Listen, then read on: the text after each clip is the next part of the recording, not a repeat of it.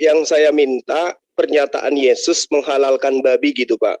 Tunjukkan mana dalil yang Anda gunakan sebagai alasan bahwa Anda tidak merubah firman Tuhan yang ada dalam kitab Torah. Silakan, pendeta. Ini yang Bapak baca ini.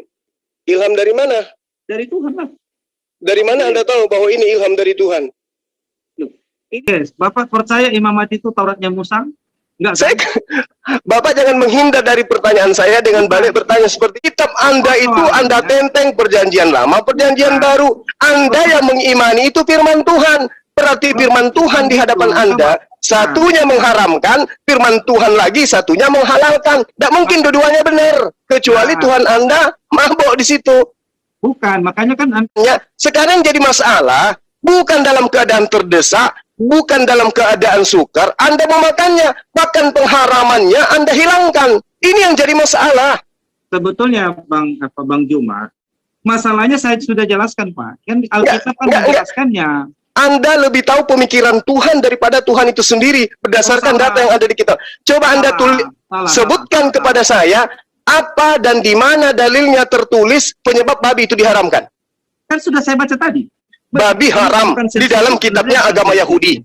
Sampai hari ini Pak, Yahudi masih mengharamkan babi. Datang Kristen yang usianya antara orang yang makan babi sehat-sehat aja, nggak ada problem tuh, pintar-pintar aja. Justru makan daging kambing sama juga nggak pintar-pintar amal juga. Nah, itu nanti Anda katakan kepada Tuhannya Yesus. Bapak mengatakan ada hikmah yang secara ilmiah harus dipecahkan. Sekarang saya tanya, kenapa imamat 11 Tuhan mengharamkan babi? Kenapa nggak mengharamkan yang lain? Kenapa babi? Apa alasannya? Anda mau dengar nggak atau gimana? Ya ini justru saya tanya. Oke, kalau begitu Anda saja, saya bertanya, apa latar belakang munculnya larangan makan babi? Coba, saya mau tunggu jawaban Anda. Di Al-Quran sudah dikatakan. Nggak benar kalau begitu. Sekarang giliran Anda, silakan. Latar belakangnya apa? Gitu. Nah, makanya dengar saya gitu ya. Latar belakang loh Pak ya, jangan salto kemana-mana ya. Silakan. Lahir Juru Selamat yang akan menanggung. Apa hubungannya Pak? Bapak ingin menjual Yesus? Apa hubungannya dengan babi? Ujung-ujungnya nanti anak itu lahir dari perawan. Apa hubungannya dengan babi?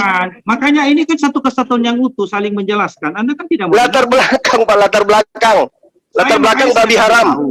Ya. Keyakinan yang tidak bisa menjelaskan imannya dengan metode seperti itu pasti iman membabi buta begitu. Nah ini Anda sedang membabi buta ini. Sebagai simbol mereka tidak boleh menikah dengan bangsa manapun, maka dipakailah binatang ini sebagai simbol kenajisan. Itu asumsi atau apa itu Pak? Loh itu kan kesimpulan. Oh kesimpulan.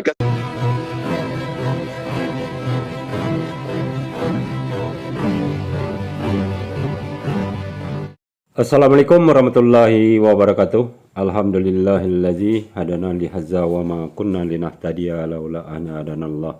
Asyhadu an la ilaha illallah wahdahu la syarikalah wa asyhadu anna Muhammadan abduhu wa rasuluh.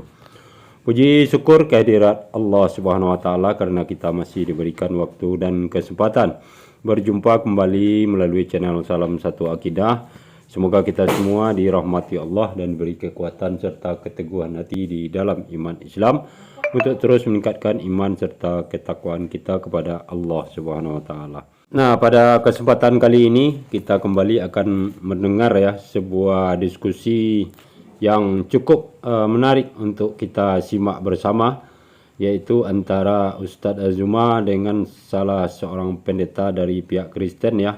Dan sepertinya pendeta ini adalah pendatang baru juga yang mencoba peruntungannya untuk berjualan ya, untuk menjual Yesus itu adalah Tuhan seperti yang mereka yakini. Nah, kalau kita perhatikan selama ini para oten-oten ini setiap kali berdiskusi ataupun berdebat itu tujuannya hanya satu ya, untuk bisa meyakinkan orang bahwa Yesus itu adalah Tuhan. Itu mereka lakukan dengan berbagai cara, dengan berbagai alasan serta faktor pendukung ya, supaya Yesus itu bisa dijadikan Tuhan.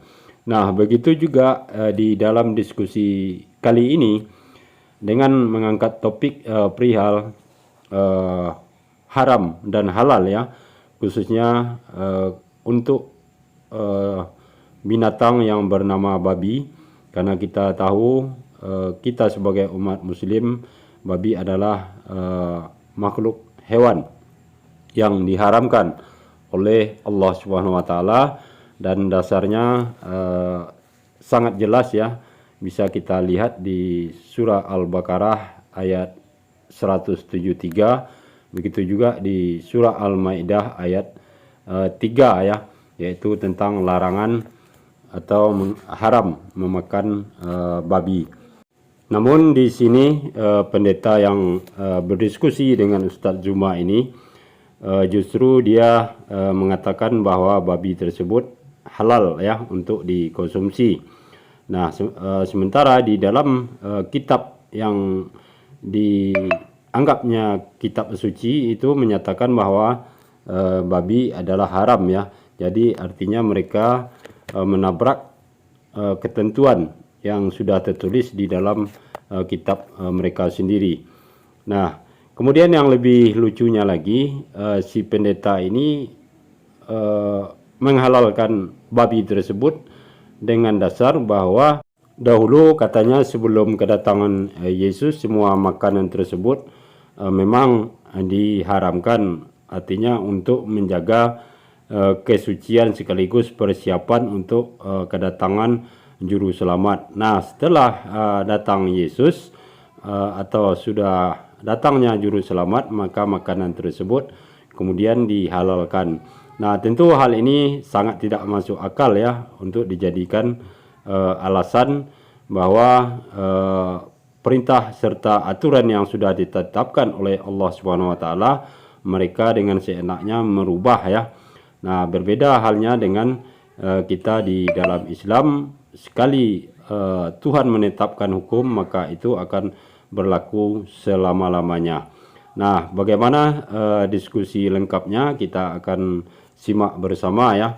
Namun sebelumnya saya mengucapkan terima kasih kepada saudaraku semua yang sudah mendukung channel ini, dan yang baru bergabung jangan lupa subscribe, like serta share-nya.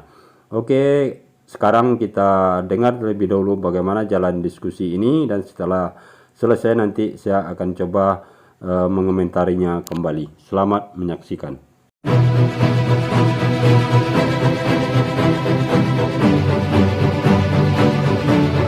Oke, baik ya. Selamat malam bagi semua pemirsa dimanapun berada, juga dari teman-teman Muslim dan juga teman-teman dari Kristiani.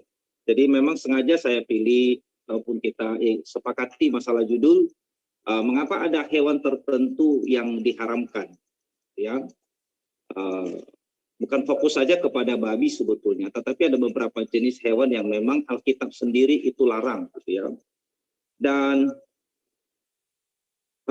kita harus memiliki sebuah keyakinan atau sebuah prinsip yang benar bahwa keimanan itu harus bisa dijelaskan secara secara logis, juga secara ilmiah, apa yang kita pahami seperti itu. Artinya penjelasan itu harus bisa bisa ditelaah begitu ya. Jadi tidak misalnya begini, pokoknya yakini saja, tidak seperti demikian gitu ya. Jadi di dalam Alkitab, kalau secara spesifiknya itu di dalam Imamat pasal 11 ayat 1 sampai 46 itu menceritakan tentang adanya hewan-hewan yang dilarang oleh Tuhan untuk dikonsumsi gitu. Ya, dilarang untuk dikonsumsi. Nah, tentu kita harus berpikir secara kritis, karena kritis itu tidak salah. Mengapa? Karena Tuhan memang memberikan kepada kita akal untuk kita bisa berpikir begitu ya. Kenapa? Misalnya. Nah, kalau kita mundur begitu ya, ketika Tuhan menciptakan manusia, sebenarnya manusia itu makanan pokoknya itu bukanlah daging. Ya. Kalau kita baca Kejadian pasal 1 ya, kitab Musa atau Taurat Musa, Kejadian pasal 1 ayat 29-30, bahwa manusia itu makanannya adalah buah-buahan berbiji. Dan binatang itu makanannya adalah tumbuhan hijau. Jadi pada zaman Adam sampai pada zaman Nuh, itu tidak ada manusia memakan binatang ataupun minum susu, dan tidak ada binatang memakan binatang.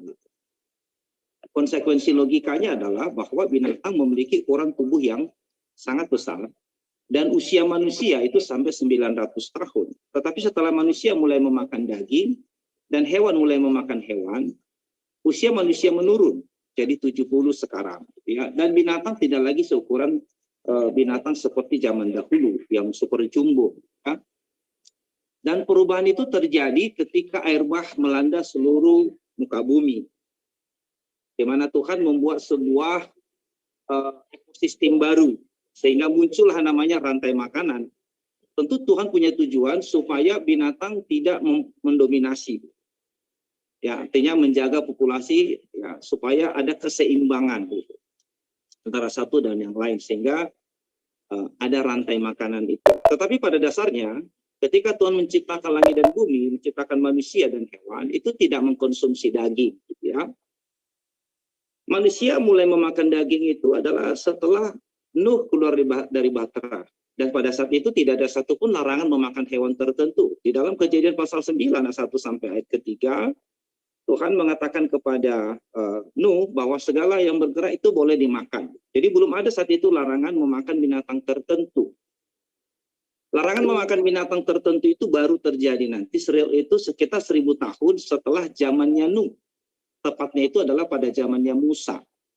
Ya, pada zaman Musa lah baru keluar instruksi supaya manusia tidak mengkonsumsi binatang-binatang tertentu. Sebetulnya kalau kita bagi kelompok atau ya, ada 3 kelompok sebetulnya hewan tidak boleh dimakan. Di udara ada burung-burungan, ada elang, raja wali, undan, camar, kelelawar, burung hantu, burung dendang, dan lain-lain. Terus di darat ada juga yang boleh dimakan, misalnya seperti unta, pelanduk, begitu ya, kelinci, babi. Ya, ada juga biawak, begitu tidak boleh dimakan. Tikus, ya, katak, bunglon, yang tidak boleh dimakan.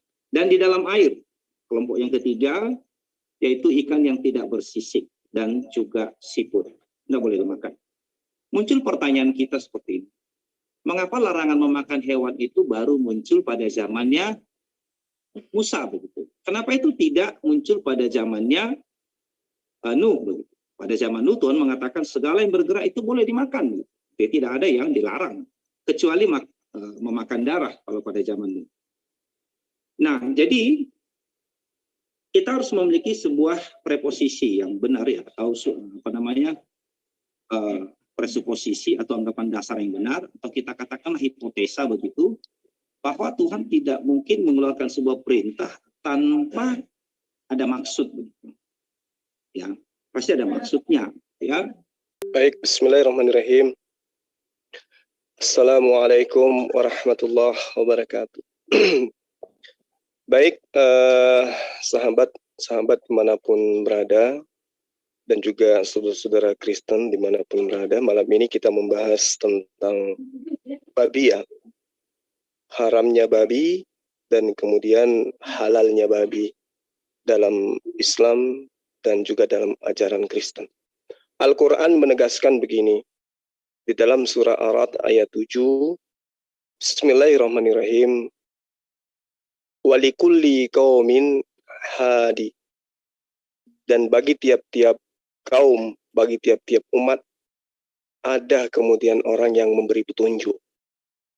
Jadi isyarat ini sangat jelas bahwa setiap golongan kemudian yang kepada mereka diutus nabi ataupun utusan ataupun rasul, mereka memiliki hukum syariat yang berlaku bagi kaumnya masing-masing. Nah, terkait dengan Islam, Al-Quran menggariskan dengan tegas bahwa babi itu hukumnya haram untuk dimakan. Ini yang diterangkan oleh Al-Quranul Karim. Jadi ketika kemudian ada perintah untuk jangan memakan babi, maka umat Islam kemudian tidak diminta untuk mempertanyakan kepada Allah apa sebabnya, gitu. Tanyakan kepada Allah apa penyebabnya makanan ini diharamkan. Babi ini diharamkan maksudnya. Al-Quran menerangkan di dalam surah Al-Anbiya ayat 23, A'udzubillahi minasyaitonirrajim, Bismillahirrahmanirrahim, la yus'alu amma yaf'al wa hum yus'alun. Allah tidak kemudian ditanya tentang apa yang Allah kerjakan. Tetapi mereka lah yang akan ditanya, yaitu makhluk. Kitalah hamba ini yang akan diuji ketaatan dan ketundukan kita kepada hukum-hukum yang ditorehkan oleh pencipta kita. Nah, di sini diterangkan bahwa Rasul Muhammad SAW mengatakan, kulla ajidu fi ma uhiya ila muharraman ala ta'im yata'amuhu illa ayyakuna maitatan aw daman masfuha aw lahma khinzir. Nah, namun ada yang diterangkan kemudian di data ini, fa innahu rijsun aw fisqan uhilla li ghairillah bih. Jadi diterangkan, tidak kudapati di dalam apa yang diwahyukan kepadaku sesuatu yang diharamkan memakannya bagi yang ingin memakannya, kecuali daging hewan yang mati atau bangkai, darah yang mengalir, daging babi. Alasannya karena semua itu adalah najis, karena semua itu adalah kotor atau hewan yang disembelih bukan atas nama Allah. Namun barang siapa terpaksa bukan karena menginginkan dan tidak berlebihan, tidak melampaui batas, maka sungguh Tuhanmu Maha Pengampun lagi Maha Penyayang. Jadi kaidah ini mengikat umat Islam sampai kapanpun. Haramnya babi itu tidak tawar-menawar kemudian. Nah, apakah diterangkan di dalam Al-Quran apa sebabnya babi itu diharamkan? Ternyata sejauh itu Al-Quran tidak menerangkan bahwa babi itu diharamkan alasannya karena ini, karena ini. Tapi kemudian pola kehidupan manusia inilah yang membawa kita untuk mengerti apa hikmah, apa pelajaran yang kemudian tersimpul di dalam pelarangan ini. Nah, jadi satu hal yang ingin saya katakan di akhir sesi pertama ini bahwa menurut penelitian pakar kedokteran, ya, diterangkan bahwa manusia itu dipengaruhi oleh makanan. Karakter manusia itu dipengaruhi oleh nutrisi yang masuk ke dalam dirinya. Jadi di dalam saluran cerna juga punya insting terhadap makanan dan itu mempengaruhi terhadap perilaku umat manusia.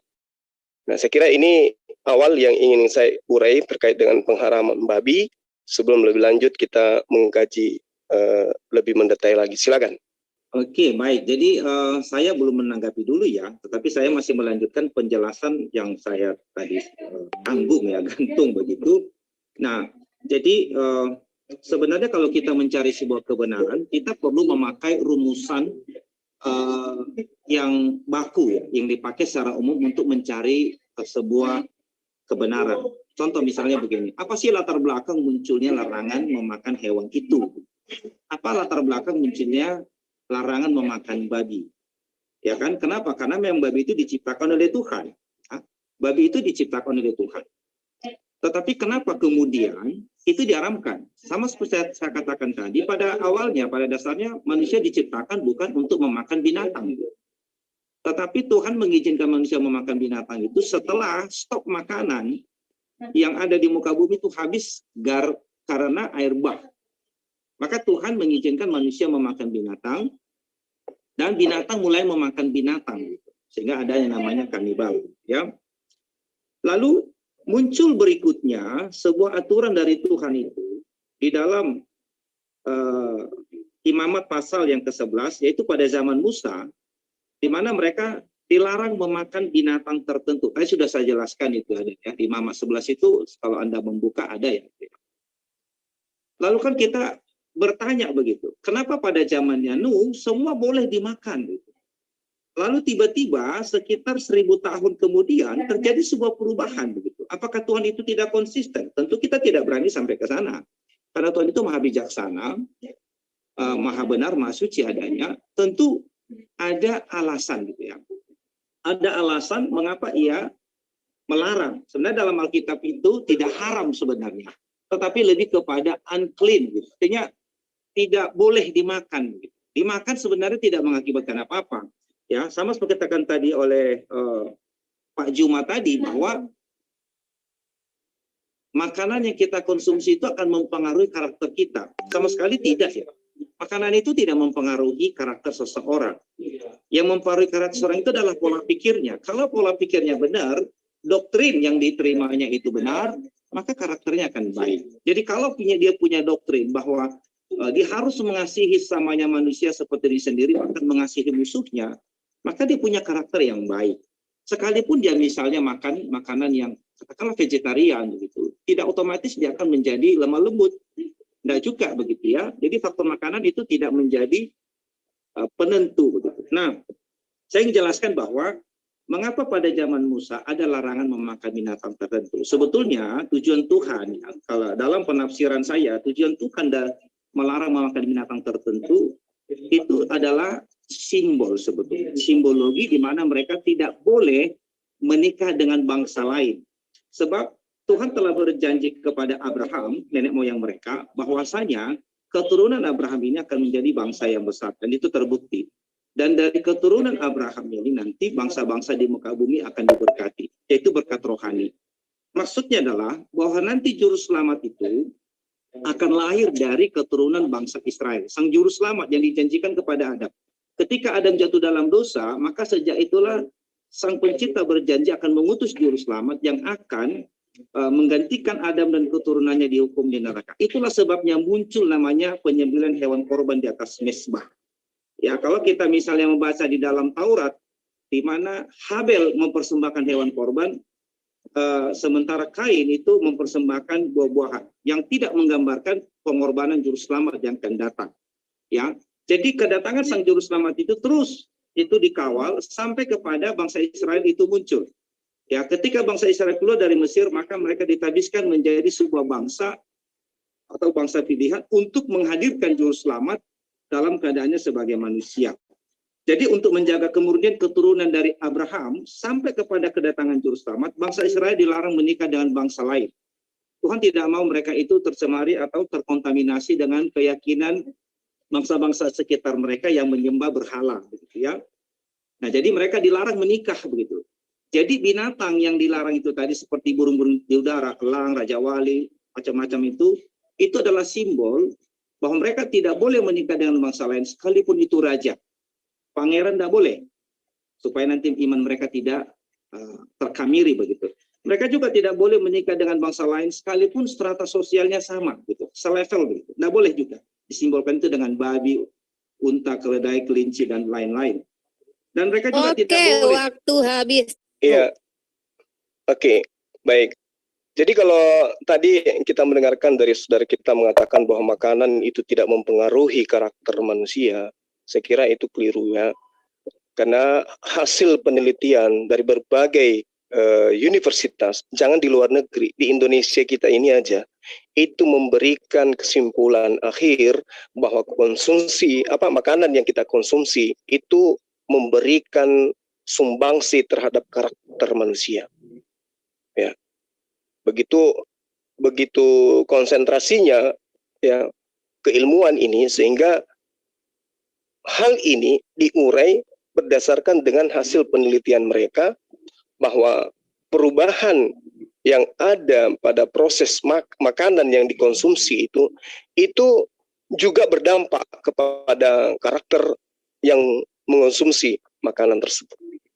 Nah, artinya bahwa salah satu hikmah dilarangnya di dalam Al-Quran itu manusia untuk mengkonsumsi babi, agar manusia itu tidak bersifat seperti babi. Nah, sementara di dalam Perjanjian Lama maupun Al-Quran, karakteristik babi ini senantiasa menjadi sorotan, di mana babi itu adalah merupakan binatang yang menjijikkan, binatang yang menajiskan. Itu banyak kita lihat di dalam Perjanjian Lama ya, tentang najisnya babi ini, karena memang babi ini memiliki karakter yang berbeda dengan binatang-binatang yang lain. Makanya kita sering mendengarkan adanya pepatah yang mengatakan membabi buta tidak yang mengatakan membabi buta. Tidak dikatakan mengayam buta atau mensapi buta atau mengkuda buta, bahkan tidak mengancing buta. Selalu dikatakan babi buta. Karena karakter orang yang senang mengkonsumsi makan babi, menurut ilmu kedokteran yang saya katakan tadi, pemahaman daripada para ilmuwan yang terkait dengan babi ini, itu mempengaruhi orang yang sering mengkonsumsinya, sehingga ya itu tadi yang saya katakan bahwa mereka dipengaruhi dengan karakter ini, sehingga tindak tanduknya kemudian ya boleh dikatakan sama, ya, karena dalam kandungan babi itu memang dagingnya, lemaknya, dan kandungan yang ada di dalam tubuh babi itu mencirikan sama seperti kandungan yang ada pada diri manusia. Karena itulah salah satu hikmah yang kemudian bisa dikatakan kenapa babi itu diharamkan. Nah, lalu kemudian ketika Tuhan memberikan satu perintah kepada kami umat Islam, maka kami harus mentaati itu. Tidak berarti ketika babi diharamkan, kami mesti bertanya apa sebabnya diharamkan babi itu. Kalau ada yang mengatakan, ada pendapat yang mengatakan, Tuhan kan menciptakan segala yang diciptakan itu baik. Kenapa kemudian Tuhan menciptakan babi kalau ternyata babi itu najis? Kenapa Tuhan menciptakan babi kalau ternyata babi itu haram? Nah, ini logika yang harus diluruskan, pertanyaan-pertanyaan seperti ini yang harus diluruskan. Layaknya ketika kita mengisi sebuah soal, guru biasanya memberikan 3 jawaban yang salah. Kemudian 1 di antara jawaban itu benar. Apakah kemudian salah ketika jawaban salah itu dikasih sebagai pilihan? Apakah itu untuk menjebak? Tidak. Tujuannya untuk menguji orang-orang mana yang kemudian bisa melihat benar, mana yang salah. Nah, inilah tujuannya haram babi itu. Babi diharamkan bukan karena semata-mata kandungannya, bukan karena semata-mata mempengaruhi karakter manusia, tapi Tuhan ingin menguji sejauh mana hambanya mentaati perintahnya. Ketika dikatakan, jangan engkau makan babi, karena haram bagimu, jangan dimakan. Nah, perlu lagi kemudian dicari apa sebabnya babi ini diharam. Seakan-akan kita ingin melawan. Oleh karena itulah kemudian kami umat Islam ketika ada perintah untuk jangan makan babi, kami tidak perlu tawar-menawar kemudian bertanya apa sebabnya babi ini diharamkan. Cukuplah para ilmuwan, ilmu kedokteran, dan hal-hal yang terkait dengan daging babi ini yang kemudian menjelaskan kepada dunia. Ternyata Al-Quran melarang babi dimakan, ini faedahnya.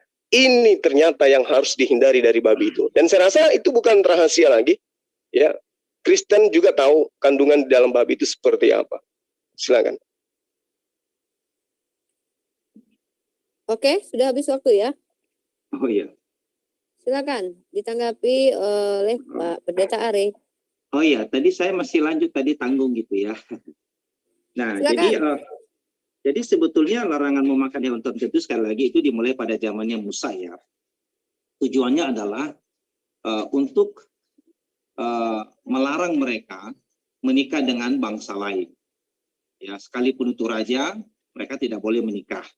Ya, tujuannya adalah supaya mereka jangan sampai terkamiri, jangan sampai iman mereka terkamiri.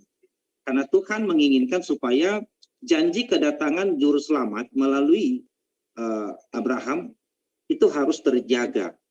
Itulah sebabnya mereka tidak boleh menikah dengan bangsa lain. Karena dikatakan dia keturunan Daud, ya, dari Yehuda. Bahkan sampai sampai lahir dimanapun dia semua itu terdata ya, terekam di dalam Alkitab. Nah, jadi kalau misalnya tadi saya sedikit menangkap apa yang dikatakan oleh Ustaz Zuma bahwa kita tidak boleh bertanya apa yang Alkitab atau apa yang disampaikan oleh Tuhan gitu. Saya pikir itu satu hal yang agak sulit kita terima ya, karena manusia itu kan diciptakan dengan pengetahuan. Jadi kan punya punya intelektualitas begitu. Rasa penasaran yang ada, rasa ingin tahu yang ada. Bahkan ketika Adam dilarang memakan buah itu pun nekat juga mereka ingin memakannya, karena rasa penasaran itu adalah hal-hal yang ada pada diri manusia. kan? Nah, sekali lagi kalau dikatakan misalnya memakan babi itu akhirnya manusia itu punya karakter seperti babi, saya tidak melihat demikian, gitu ya. Bahwa ada begitu banyak orang mengkonsumsi babi, mereka jauh lebih sehat. Gitu. Tidak juga mengatakan bahwa seolah-olah mereka yang memakan seperti sapi, kambing, lalu usia mereka lebih panjang. Tidak juga.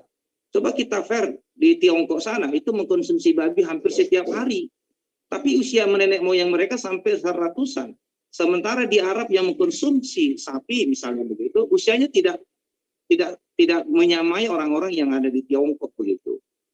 Berarti makanan tidak. Kalau kita katakan binatang seperti babi itu najis, kotor, sapi juga kotor begitu ya. Kambing juga kotor.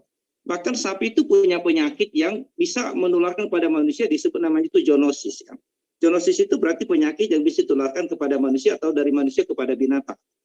Contoh misalnya penyakit jembrana, terus antraks. Ada lagi itu namanya itu sapi gila, ya. Itu penyakit yang bisa ditularkan kepada manusia. Ya, jadi kalau dikatakan bahwa alasan tidak boleh dikonsumsi itu karena sakit penyakit, ya semua hewan itu punya potensi demikian. Kita makan ayam pun juga kita bisa sakit begitu. Ya, jadi kalau itu faktornya saya pikir kurang bisa kita terima secara saintis begitu ya. Jadi penelitian dikatakan tadi itu saya juga tidak melihat bahwa itu memiliki fakta atau akurasi yang tinggi ya, sama sekali tidak gitu. Nah, sekali lagi tadi kan kita harus mengkajinya, seperti saya katakan tadi, kita harus mengkajinya memakai rumus ilmiah dalam menilai segala sesuatunya. Apa sih latar belakang muncul larangan itu? Kenapa larangan itu dimulai? Kapan larangan itu dimulai? Pada zaman siapa begitu? Kenapa dimulai pada zaman itu? Ya, apa maknanya? Apa kontribusinya bagi dunia sains? Apa kontribusinya bagi dunia medis? Babi itu punya kontribusi sangat besar bagi dunia medis. Anda boleh cek di mana-mana. Ya. Jadi kalau ada orang kebakaran begitu, kulit yang paling bisa menutupi kulit manusia itu adalah kulit babi begitu. Ya, kalau Anda coba tanya, cuman kan tidak terlalu terekspos, mengapa? Takut nanti orang nggak mau pakai itu begitu. Kalau ada orang kebakaran, jadi kulitnya diganti, itu dipakai kulit babi begitu. Bahkan enjing babi itu sangat berguna sekali untuk apa namanya, untuk penyakit tertentu, mengobati hal-hal tertentu begitu. Jadi tidak ada ciptaan Tuhan itu yang tidak baik. Tuhan melarang itu sebenarnya punya tujuan, ya punya tujuan yang apa namanya itu, yang simbol-simbol saja begitu. Sama seperti ini. Mengapa Tuhan itu memerintahkan Adam, Nuh, Abraham, Musa untuk menyembelih hewan korban, yaitu domba di atas mezbah? Kenapa harus di atas mezbah? Itu kan harus kita pertanyakan. Lalu kita cari begitu. Itulah sebabnya sebuah kitab yang berasal dari Tuhan itu bisa menjelaskan segala sesuatunya dengan baik begitu, tanpa harus ada pertentangan satu dengan yang lain. Ya, jadi kebenaran itu berkesinambungan dari Adam, Nuh, Abraham, Musa, Daud sampai kepada Yesus Kristus, itu berkesinambungan begitu. Jadi saling menjelaskan satu dengan yang lain, tidak ada yang putus begitu. Ya, tidak ada yang putus. Sama seperti yang pernah saya sampaikan dulu, kita pernah diskusi, saya masih ingat begitu ya, bahwa Sang Pencipta itu memperkenalkan diri dengan nama Yehova kepada Adam, Nuh, Abraham, Musa, dan pada para rasul Kristus. Lalu tiba-tiba pada abad yang ke-7 ganti nama seperti itu. Memang ini di luar konteks, itu hanya sebagai contoh lah saya katakan ya. Nah, jadi ini menurut saya sangat penting. Gitu. Apa latar belakang munculnya larangan memakan hewan tertentu? Kan harus ada penjelasan ilmiahnya begitu. Ya, kapan itu dimulai? Kenapa dimulai pada saat itu? Apa makna teologisnya? Kan harus ada makna teologisnya, karena itu berasal dari Tuhan. Kalau makna teologis daripada larangan itu adalah untuk menjaga kemurnian keturunan dari Abraham sampai kepada kedatangan juru selamat. Begitu juru selamat datang, maka larangan makan babi ini berhenti. Semua orang boleh makan apa saja, yang penting itu berguna. Kira-kira begitu. Ya. Iya. Jadi dengan berjalannya waktu, ketika babi itu diharamkan, maka setiap perintah yang diwahyukan oleh Allah pasti ada hikmah di balik itu semua. Yang saya maksud adalah bertanya, kenapa babi itu diharamkan? bertanya kepada yang memberikan hukum-hukum itu sehingga melahirkan sebuah sikap nanti akan membatalkan ketika alasan dari pengharaman itu tidak masuk ke dalam logika manusia. Sehingga yang tadinya haram menjadi halal. Dikarenakan ada unsur yang dikatakan, wah ini nggak cocok ini, babi itu nikmat, kok dilarang. Maka muncul konspirasi untuk menghalalkan kemudian. Nah kalau dikatakan bahwa kenapa tadi namanya YHWH kok berubah menjadi Allah, ya sama, tadi babi kenapa menjadi babi hutan, kemudian yang tadinya haram kok bisa menjadi halal, ya. Nah, kalau kita melihat dengan berjalannya waktu, umat Islam itu memahami bahwa pengharaman babi ini itu bukan karena tanpa alasan. Yang tadi karena ujian. Kenapa manusia diuji? Kenapa umat Islam itu diuji untuk tidak makan babi? Karena babi itu makanan yang enak.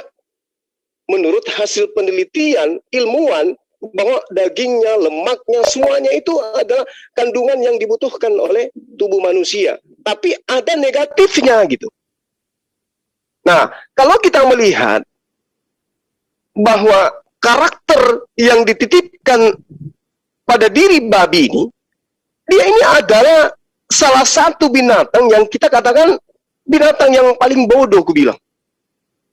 Ya, sehingga manusia, khususnya Islam, itu harus memberikan diri mereka untuk kemudian tidak memiliki sifat-sifat yang dimiliki oleh sifat babi ini. Jorok, kemudian malas, ya, lalu apalagi masa bodoh, terlalu percaya diri, rakus. Ini sifat-sifat yang ada pada babi ini. Sehingga karakter babi ini ketika disifati oleh manusia, ya ini yang kita lihat di dalam kehidupan kita sehari-hari. Adanya orang yang tamak, adanya orang yang serakah, adanya orang yang malas, ada corok dan seterusnya. Itu pengaruh daripada makanan yang dikonsumsi. Nah kalau saudara bertanya di Jepang sana dan seterusnya, nggak usah terlalu jauh. Kita lihat aja di daerah barat, mereka yang secara turun-temurun mengkonsumsi daging babi itu seperti apa karakter mereka. Nah, contohnya, lalu kemudian babi juga itu sering kita lihat jadi musuh di mana-mana, ya kan? Tidak ada yang kemudian binatang yang bisa akrab dengan babi ini. Secara umum ya, ini mencerminkan bahwa ketika Al-Quran datang mengharamkan babi, ini yang dikatakan oleh ilmuwan bahwa makanan itu mempengaruhi sifat karakter manusia. Nah, kalau kita melihat secara garis besar, misalnya kita melihat bagaimana negara-negara yang secara halal, ya secara umum menghalalkan makanan-makanan seperti ini. Bagaimana hubungan mereka dalam rumah tangga mereka? Seperti layaknya kemudian, mohon maaf, saya katakan kalau kita mengambil babi ya, jantan 2, betina kemudian 1, itu lebih terhormat ayamnya kalau 2 jantan 1 betina. Untuk mendapatkan betinanya, jantan ini berkelahi dulu. Tapi kalau babi, jantan ini berkelahi dulu. Tapi kalau babi, itu tidak disifati. Mereka ganti-gantian dan seterusnya. Bahkan terkadang ya jantan dengan jantan juga baku sikat. Dan mereka binatang ini, babi ini, itu cenderung makan kotorannya sendiri. Ketika dia muntahnya lagi yang dimakan. Mereka rakus, tamak mereka itu. Babi-babi ini maksudnya. Oleh karena itulah mungkin kenapa satu-satunya binatang yang kemudian diminta oleh setan, dan Yesus mengabulkan permohonannya, masukkanlah kami ke dalam babi itu, dan Yesus pun memasukkan roh-roh jahat ini ke dalam babi tanpa memperhitungkan kerugian para gembala-gembala babi. Mungkin itu hikmahnya. Kenapa kemudian Yesus itu membuat setan-setan ini masuk ke dalam daging babi, ke dalam babi, dan babi itu bermatian pada masa itu. Saya kira begitu sementara. Oke, waktu habis. Ya, terima kasih ya untuk ininya. Ya, sekali lagi saya di pihak yang tidak setuju bahwa makanan itu sebentar ini saya coba ini dulu. Ini kenapa jadi begini ya? Oke. Oh ya, sudah. Iya, jadi saya termasuk orang yang tidak setuju bahwa karakter seseorang itu dipengaruhi oleh makanan yang dia konsumsi. Ya, sama seperti ayam juga makan kotorannya begitu ya. Sapi juga demikian, kelinci juga demikian gitu ya. Ya, hampir semua binatang itu memakan kotorannya, tidak hanya babi saja begitu ya. Dan kita lihat negara Eropa, mereka mengkonsumsi babi begitu ya, tapi mereka menjadi penentu modernisasi daripada zaman sekarang ini. Artinya itu tidak mempengaruhi intelektualitas mereka gitu ya. Nah, yang saya mau tekankan itu sebetulnya dalam diskusi kita ini adalah apa sih latar belakang sehingga muncul larangan itu.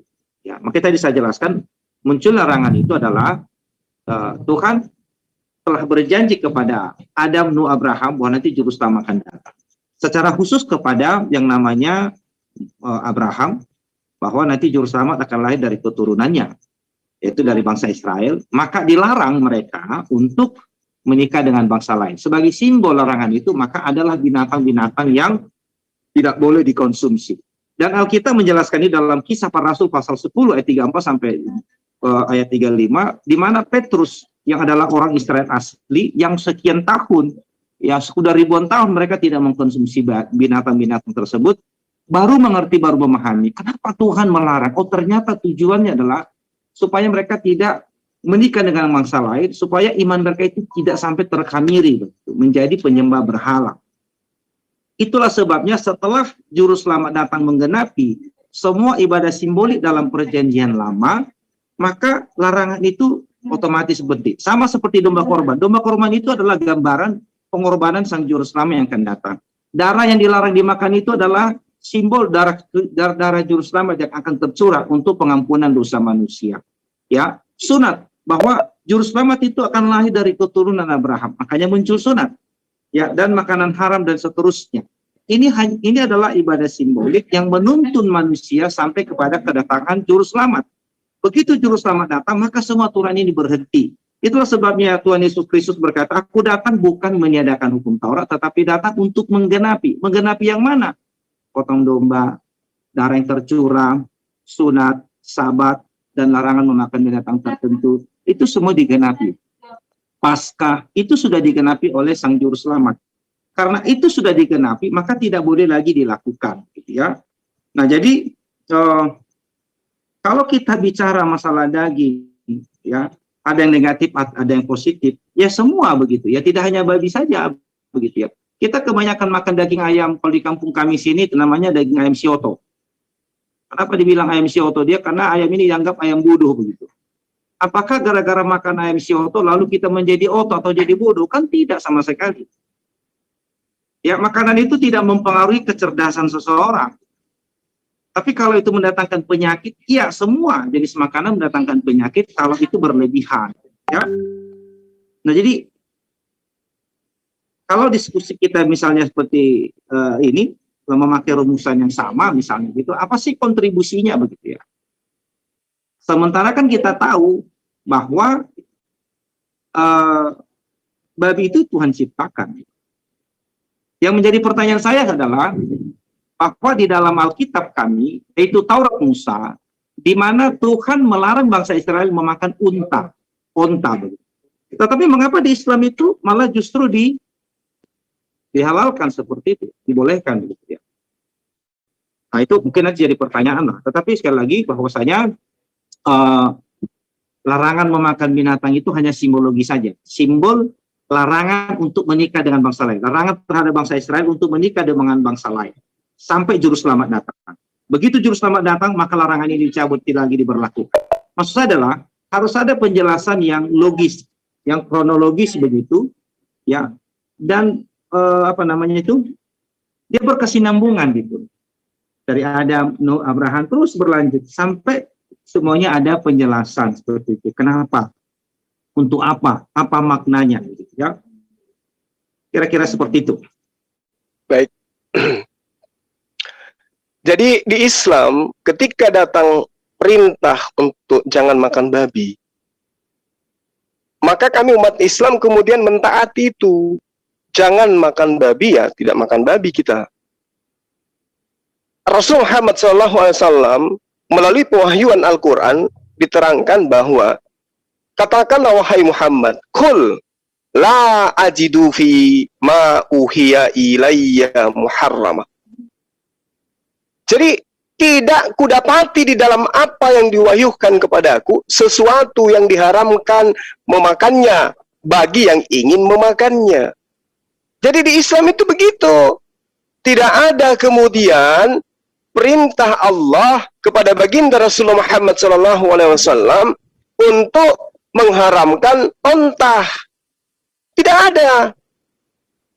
Makanya dikatakan tidak ada kudapati di dalam apa yang diwahyukan kepada aku sesuatu yang diharamkan memakannya bagi yang ingin memakannya. Tidak ada perintah itu. Tidak ada larangan itu. Kecuali kata Rasulullah, ayyakuna maitatan audaman masfuha. Kecuali daging hewan yang mati, ya bangkai maksudnya, darah yang mengalir, daging babi, karena semua itu najis. Yang disebutkan ini najis di dalam syariat yang diterima oleh baginda Rasul Muhammad SAW. Kalau Taurat mengharamkan onta, itu syariat untuk Bani Israel, bukan untuk seluruh manusia. Itu syariat untuk Bani Israel. Nah, kemudian ketika berjalannya waktu, pengharaman babi ini diungkap kemudian para penemu, para ilmuwan, kedokteran menemukan bagaimana kandungan-kandungan yang ada di dalam babi ini. Yang menemukan bukan umat Islam, yang menemukan ilmuwan yang beragama Kristen itu sendiri. Bahwa di dalam diri babi itu terdapat tempat penampungan penyakit di mana di dalamnya hampir semua jenis cacing itu ada di dalam. Meski dia dimasak dalam panas yang sekian derajat, tetap aja cacing itu tetap hidup. Ini ditemukan oleh pakar ilmuwan terkait dengan kandungan yang ada di dalam daging babi itu sendiri. Nah, inilah salah satu hikmah kenapa kemudian babi diharamkan. Kenapa kemudian babi diharamkan? Nah, kemudian yang jadi permasalahan adalah ketika umat Islam didatangkan perintah kepada mereka untuk mengharamkan babi, umat Islam itu taat, kemudian tidak makan babi.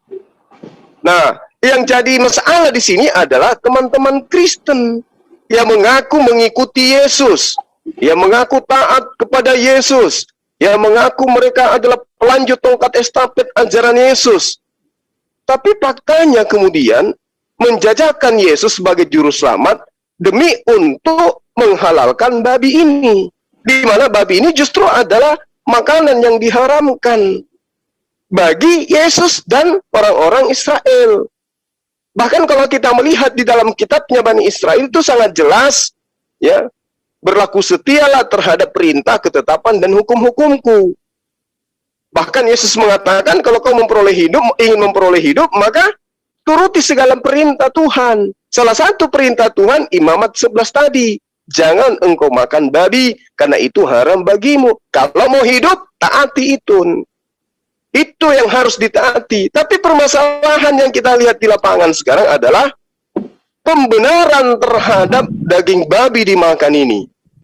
Nah, saya melihat dari pola pengabaran Paulus terhadap orang-orang non-Yahudi, Paulus melihat bahwa orang Roma, orang Yunani adalah orang yang gemar makan babi.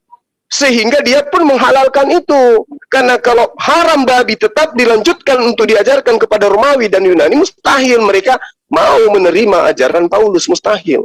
Sudah tahu bahwa kaum Romawi Yunani penggemar makan babi, nggak mungkin kemudian diharamkan. Kalau diharamkan, maka Romawi sudah pasti tidak menjadi Kristen. Justru karena dihalalkannya babi dan dibolehkannya kemudian mereka tidak bersunat, agama Paulus, ajaran Paulus itu diterima di Antioquia. Andai saja dia tetap mengharamkan babi, saya yakin dan percaya Romawi dan juga Yunani kala itu tidak akan semudah saat ini menerima Kristen. Demikian. Baik, yang ingin bertanya silahkan untuk raise hand dan saya akan panggilkan namanya berdasarkan ini ya, urutannya.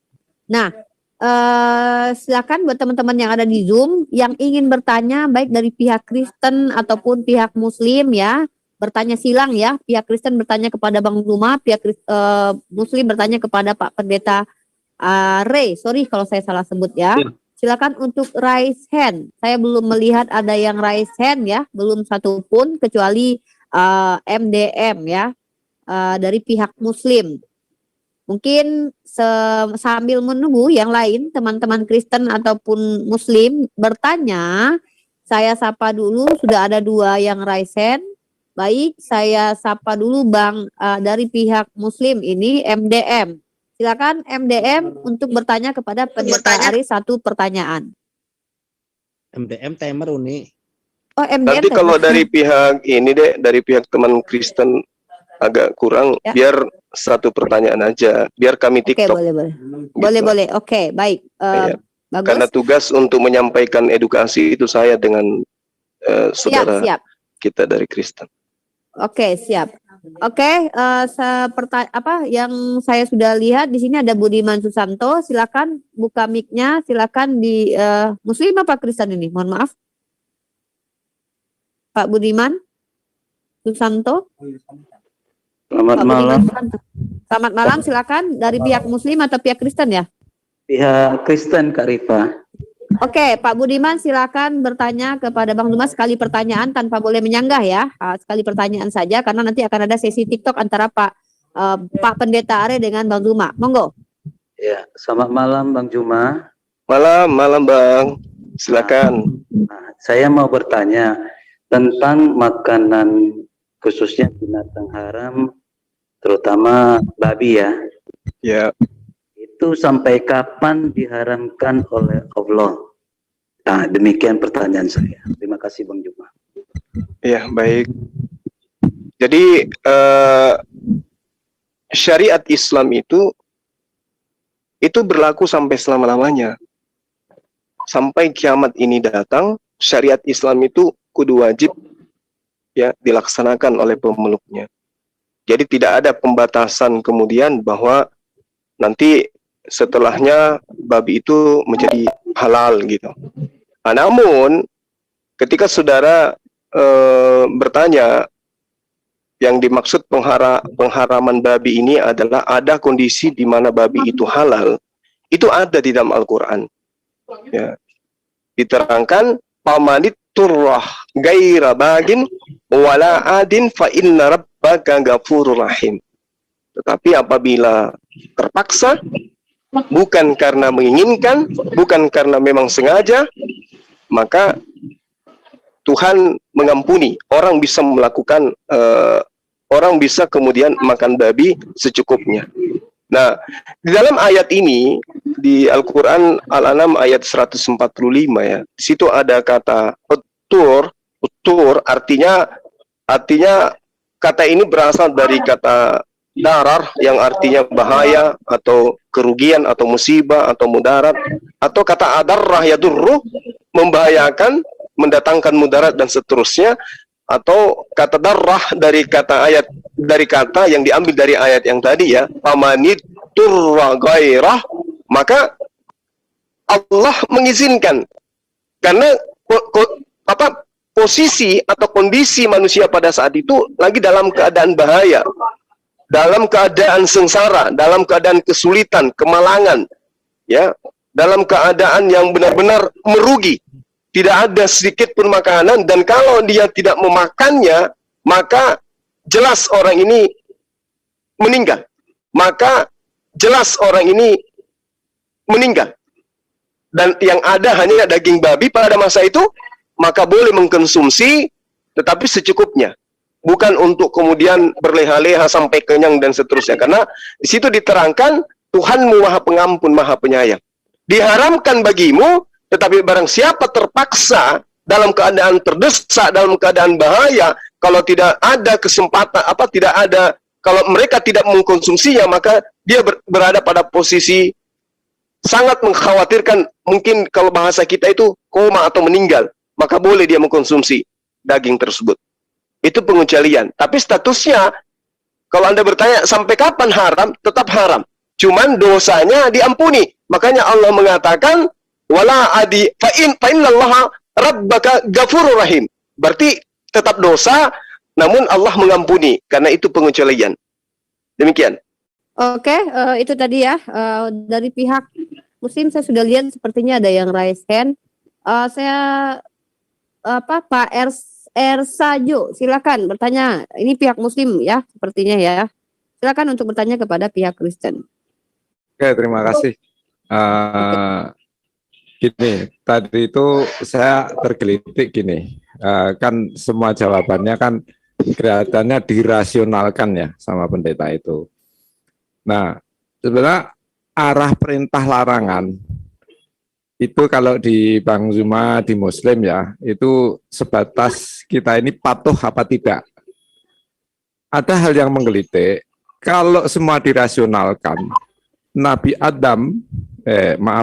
Nabi Ibrahim pun ada perintah mengorbankan anak. Sejauh mana dirasionalkan? Jadi jawaban yang pendeta tadi, kesan saya itu semuanya bukan kitabiah, tapi mencoba Langsung menarik. pertanyaan Pak Ersa. Nah, gimana menyikapi sesuatu yang tidak rasional, terus ditarik ke rasional, ini kitabiah apa tidak? Itu aja. Jadi jawaban tadi kesan saya tidak kitabiah. Oke, mungkin gitu aja. Gimana menyikapi itu? Oke, mungkin saya pertegas pertanyaannya. Bagaimana cara menyikapi apa-apa yang ada di dalam kitab suci yang sebenarnya tidak bisa dirasionalkan, gitu kurang lebih ya? Atau mungkin disampaikan lagi biar, atau Bapak Pendeta paham dengan apa pertanyaan dari saudara kita? Muslim? Ya, saya bisa paham ya. Oke, silakan untuk dijawab. 5 menit dari sekarang. Oke, jadi saya mau tanggapi sedikit sekali lagi menjelaskan bahwa Roma menerima kekristenan itu menjadi agama resmi itu pada tahun 313 ya. 313 Roma itu baru menerima kekristenan. Sebelum itu di bawah itu Kristen itu dianiaya luar biasa oleh Roma. Jadi Paulus pada zaman Paulus itu tidak pernah menjadikan makan babi itu sebagai sarana untuk penginjilan, sama sekali tidak. Ya itu informasi yang keliru. Ya. Jadi pemberitaan Injil itu tidak pernah ada kompromi. Ya benar bila benar, salah bila salah. Yang kedua tadi masalah logika, rasional. Tuhan memberikan kepada kita akal sehat, akal budi itu untuk kita gunakan supaya kita bisa menganalisa segala sesuatunya. Apa yang kita lihat kita rasakan, menganalisa segala sesuatunya. Apa yang kita lihat kita rasakan itu kita kaji sedemikian rupa. Ya. Jadi mempertanyakan apa yang Tuhan perbuat itu bukanlah sesuatu hal yang bermasalah begitu ya. Sama seperti tadi masalah mengenai Abraham persembahkan anaknya. Jadi ketika Tuhan meminta itu, apa tujuannya? Maka kita kan bertanya, apa tujuan Tuhan rupanya? Tuhan ingin memberikan pembelajaran kepada Abraham, juga kepada manusia yang akan membaca kisah itu. Ya bagaimana perasaan seorang Abraham ketika ia mempersembahkan anaknya? Rela enggak itu? Mampukah dia memberikan yang terbaik dalam hidup itu Tuhan? Ternyata dia mampu, dia berani begitu. Kenapa dia berani? Karena dia sangat percaya kepada Tuhan. Jadi orang yang sangat percaya kepada Tuhan, dekat dengan Tuhan, dia rela mempersembahkan bukan hanya dirinya, tetapi apa yang terbaik yang dia miliki. Yang terbaik dimiliki oleh Abraham adalah anaknya. Sangat rasional. Kenapa? Karena dia sangat mengasihi Tuhan, sangat mengenal Tuhan. Karena dia tahu bahwa anak yang dia dapat dari masa tuanya itu adalah anak yang diberikan oleh Tuhan. Maka segala sesuatu harus dikembalikan kepada Tuhan.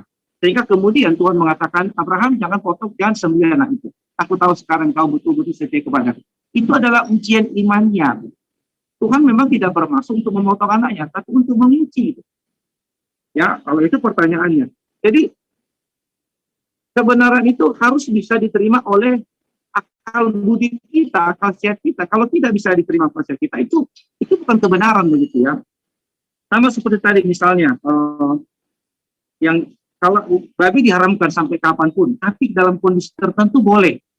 Yang ada lagi makanan boleh makan babi. Itu berarti itu bukan kebenaran begitu ya. Bukan kebenaran yang bersifat adekuat begitu. Ya, itu hanyalah jadi kebenaran itu hanya sifatnya itu kondisional. Kalau ada makanan yang lain maka ya biasa-biasa saja, nggak usah dimakan. Tapi ketika tidak lagi makanan, ya boleh begitu. Ya itu bukan sebuah kebenaran namanya. Ya, Itu kondisional begitu. Kebenaran itu mau apapun ceritanya nggak boleh dimakan. Mau mati sekalipun nggak boleh. Begitu. Itu kalau kebenaran gitu ya.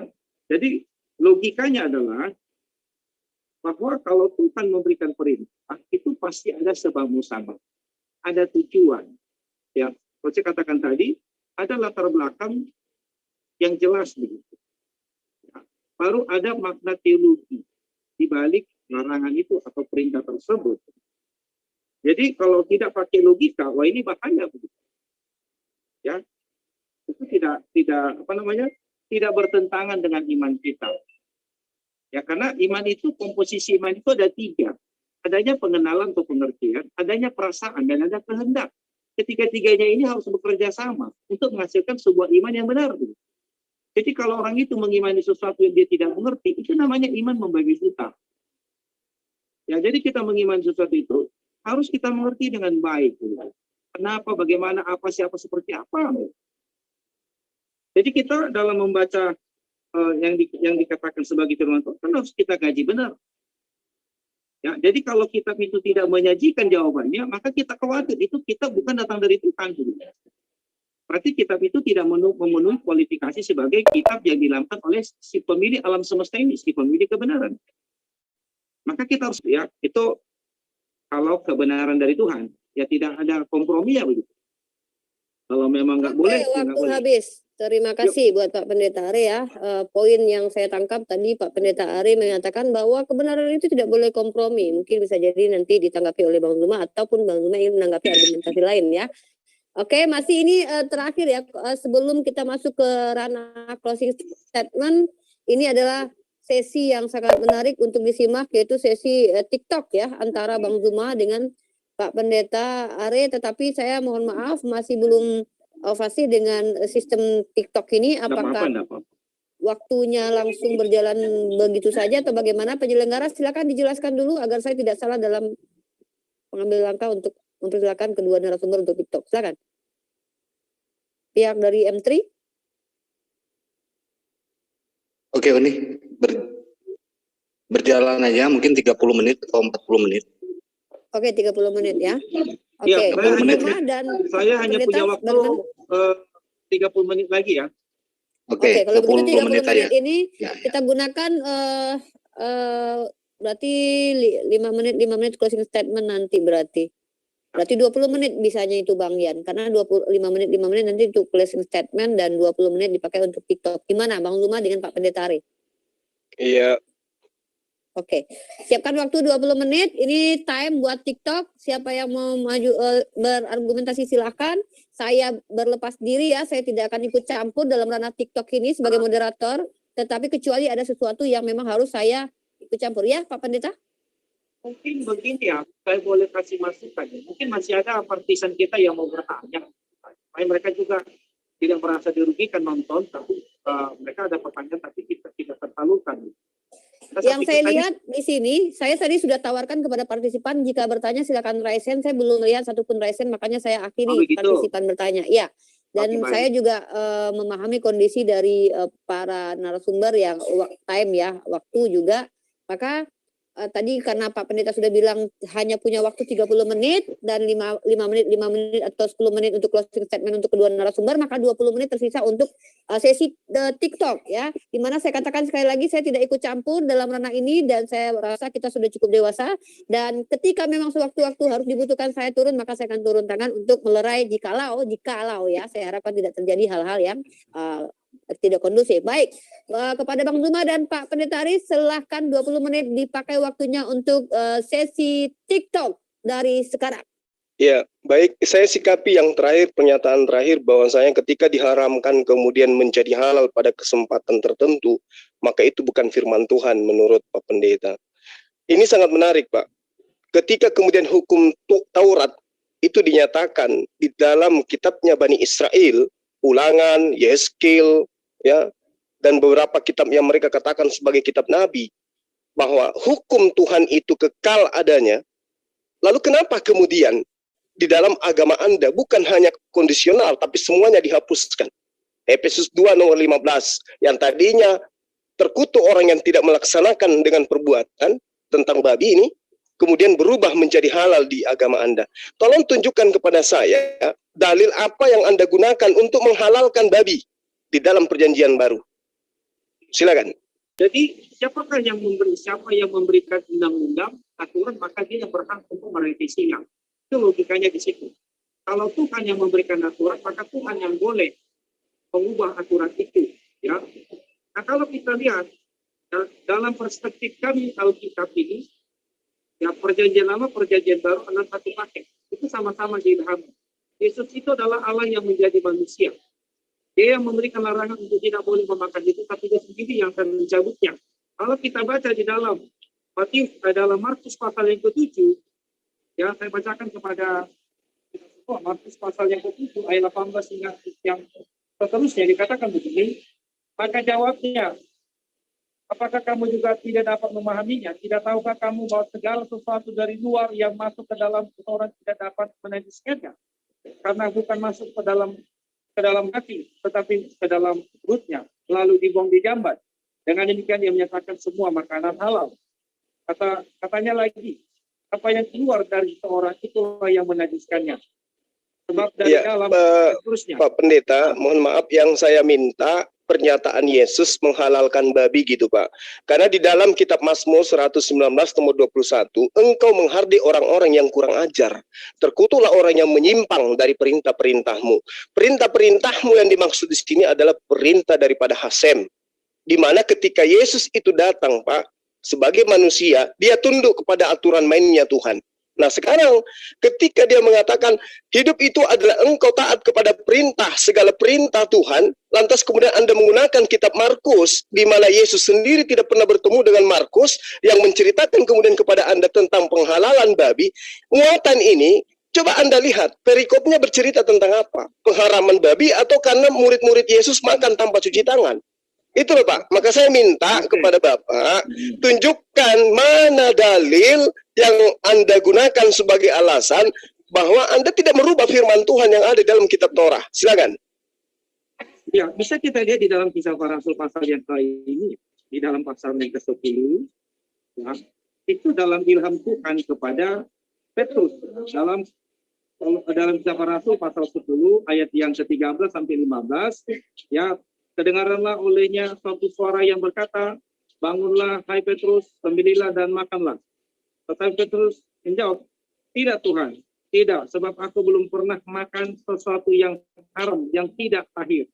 Ya, kedengaran seterusnya, apa-apa saja, semua yang di dalam perjanjian lama itu ditampakkan, kau makan. Ya, tidak ada lagi ini. Sama seperti saya katakan tadi, kenapa? Apa latar belakang munculnya larangan ini? Itu berkorelasi dengan pernyataan Tuhan Yesus di dalam Kisah Para Rasul pasal yang 10, juga di dalam Markus pasal yang ke-7 tadi. Ya berkorelasi. Jadi dalam kajian ilmiah itu, dalam kajian keyakinan kita itu, kita harus memakai rumus seperti demikian supaya kita bisa menemukan kebenaran.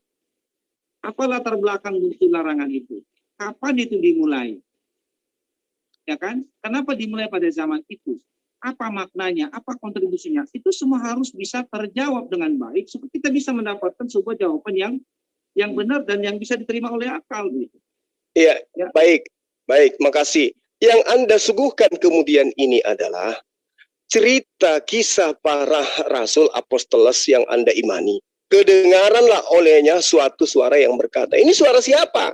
Bangunlah hai Petrus, sembelilah dan makanlah. Tetapi Petrus menjawab, tidak Tuhan, tidak, sebab aku belum pernah makan sesuatu yang haram dan yang tidak tahir. Kedengaran pula untuk kedua kalinya suara yang berkata kepadanya, apa yang dinyatakan halal oleh ilah, tidak boleh engkau nyatakan haram. Nah sekarang, mana dinyatakan ilah, Tuhan mana yang mengatakan bahwa babi itu halal? Kan seharusnya kan di situ sudah jelas begitu, tidak pernah. Kan kalau kita baca ya, ayat Musa ini, ia merasa lapar gitu ya dan ingin makan, tetapi sementara makanan disediakan, tiba-tiba rohnya diikuti kuasa ilahi, tampak olehnya langit terbuka dan turunlah suatu benda berbentukan lebar yang bergantung pada keempat sudutnya yang ditutup. Ini cerita siapa ini Pak? Mohon maaf Pak Pendeta, ini yang Bapak baca ini ilham dari mana? Dari Tuhan lah. Dari mana Anda tahu bahwa ini ilham dari Tuhan? Ini semua Alkitab dari kecil sampai wahid ilham Tuhan. Iya, yang saya tanya kepada Bapak, Dari mana Bapak tahu bahwa ini ilham dari Tuhan? Sementara di dalam kitabnya Bani Israel, Pak, jikalau engkau baik-baik mendengarkan suara Tuhan Allahmu dan melakukan dengan setia segala perintahnya yang kusampaikan kepadamu pada hari ini, maka Tuhan Allahmu akan mengangkat engkau di atas segala bangsa di bumi.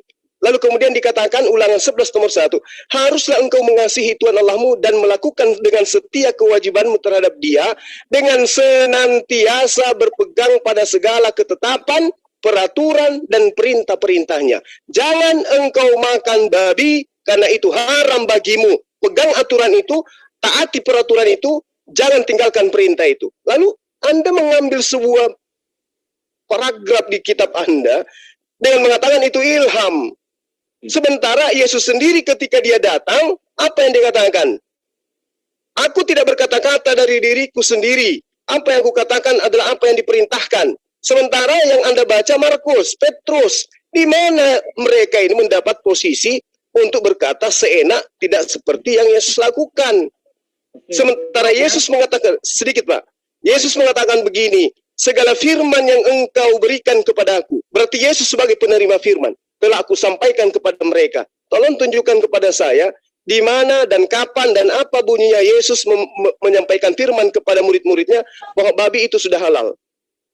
Oke, tapi saya mau tanya ini Pak Juma, Anda setuju nggak imamat pasal 11 itu firman Tuhan? Saya tidak pernah saya tidak pernah mengatakan bahwa Alkitab dalam hal ini Bible itu murni sebagai firman Tuhan. Dalam iman saya itu tidak. Oke. Ya. Berarti kan kalau Anda mengatakan demikian, yang nggak ada juga gunanya saya sampaikan ini. Makanya saya katakan bukan begitu, Pak. Tunggu. Bukan gitu. Di dalam kitab Anda, di dalam kitabnya Bani Israel yang Anda jadikan sebagai kitab, ada perintah, jangan engkau makan babi. Terlepas dia perintah Tuhan atau bukan perintah Tuhan, yang saya tanya, kenapa yang satunya mengharamkan, kemudian Kristen muncul menghalalkan? Nah, itu makanya saya tanya tadi. Saya mau negas kepada Anda, setuju nggak imamat 11 itu benar?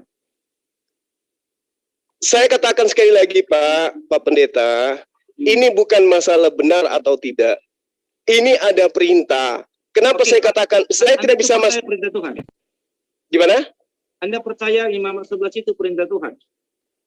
Saya dalam hal ini tidak bisa menentukan. Karena kenapa? Saya tidak menemukan lagi kitabnya Nabi Musa. Oke, kalau begitu Anda bisa Gitu tunjukkan sama saya hari ini kitab Taurat versi Islam? Kitab Taurat itu di dalam Al-Quran diterangkan ya ahlul kitab lima talbisun al-haqqa bil batil. Orang-orang Yahudi, Pak, ahli kitab itu mencampur adukkan antara wahyu dengan karangan-karangan mereka, sehingga kami umat Islam tidak bisa percaya lagi bahwa kitab yang Anda pegang itu adalah Tauratnya Nabi Musa. Oke, Bapak percaya imamat itu Tauratnya Musa? Enggak, Bapak jangan menghindar dari pertanyaan saya dengan balik bertanya seperti itu, Pak. Saya ini bukan orang-orang, bukan anak kecil. Ya, pertanyaan saya tidak ada kewajiban hak Anda untuk bertanya tentang saya imani atau tidak. Yang Anda harus bertanggungjawabkan adalah iman Anda. Kitab Anda itu Anda tenteng perjanjian lama, perjanjian baru. Anda yang mengimani itu firman Tuhan. Berarti firman Tuhan di hadapan Anda, satunya mengharamkan, firman Tuhan lagi satunya menghalalkan. Tidak mungkin dua-duanya benar, kecuali Tuhan Anda mabuk di situ. Bukan, makanya kan Anda kan harus mengerti. Makanya saya tanya tadi, tolong Anda jelaskan secara saintis, secara ilmiah, apa latar belakang adanya larangan memakan babi versi Islam. Anda kan tidak ada jawaban apa sama sekali begitu. Lalu, jadi kalau semua begini, Pak, sekarang saya tanya kepada Bapak pertanyaan sama. Apa latar belakang ilmiahnya kemudian Adam dilarang makan buah ilmu pengetahuan? Lah kan itu di latar belakangi mereka punya kehendak bebas kan? Lah, kalau mereka sama, Pak, sama. Ketika ada perintah jangan makan babi, manusia diberi kehendak bebas. Yang mau makan berarti melanggar, yang tidak makan berarti taat. Kan itu poinnya dari tadi saya jelaskan di Islam. Anda katakan tadi kalau nggak ada lagi makanan boleh makan babi. Betul. Nah, kalau betul. Gimana? Betul. Nah, sekarang begini kondisinya, Pak. Pada saat Bapak tidak menemukan makanan dan Bapak terancam sama sekali, sementara ada daging di depan Bapak, ada bangkai yang kemungkinan bisa membuat Anda hidup. Apa yang diberikan oleh Allah yang Maha Pengasih? Oke. Engkau boleh memakannya. Sekarang jadi masalah, bukan dalam keadaan terdesak, bukan dalam keadaan sukar, Anda memakannya, bahkan pengharamannya Anda hilangkan. Ini yang jadi masalah. Sebetulnya Bang Juma, ini kan Iya, silakan Bang. case ini akan gampang selesai Iya, kalau misalnya kita memakai kajian yang sama. Apa sih latar belakang sehingga itu muncul? Maka kita pasti akan ketemu di titik yang sama. Apa latar belakang kita ini bisa berdiskusi? Kan pasti ada latar belakangnya kan? Bapak, pertanyaan saya Pak, di mana Kristen mengambil data halal babi itu Makanya sedang kan tadi kan sudah saya jelasin latar belakangnya kenapa, apa itu? kapan dimulai, di mana? Kan saya sudah jelasin dari tadi kan. Kapan Berarti saudara ini lebih tahu pemikiran Tuhan daripada Tuhan itu sendiri. Karena Tuhan tidak menjelaskan di dalam kitab Torah, kenapa babi itu diharamkan.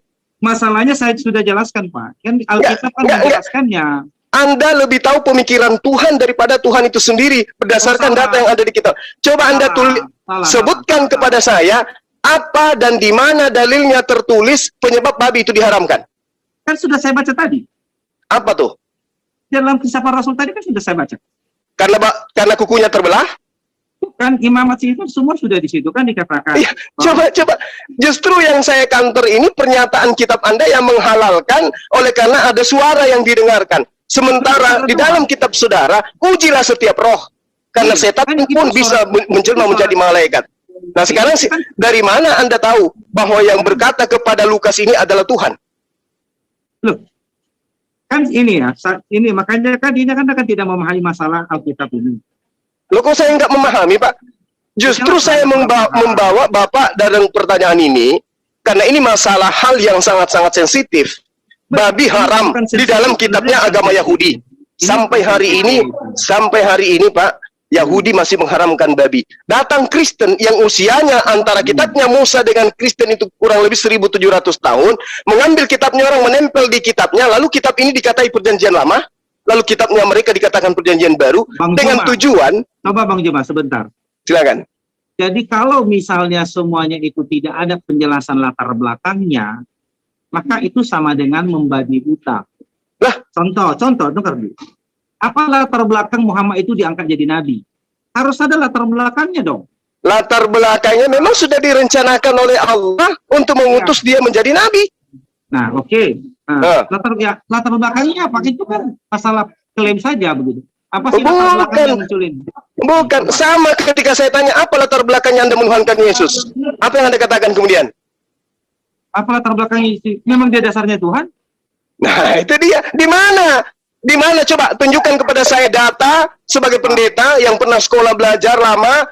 Tunjukkan kepada saya data pernyataan Yesus bahwa dia itu adalah Tuhan. Coba kamu baca di dalam Yohanes 13 ayat 13 sampai 14.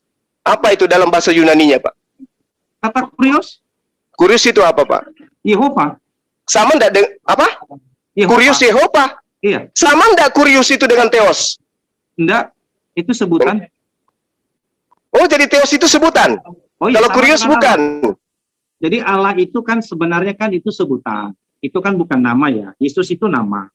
Yesus itu kan sebutnya Yehova Soterian. Artinya dia adalah Yehova Juru Selamat. Seperti itu.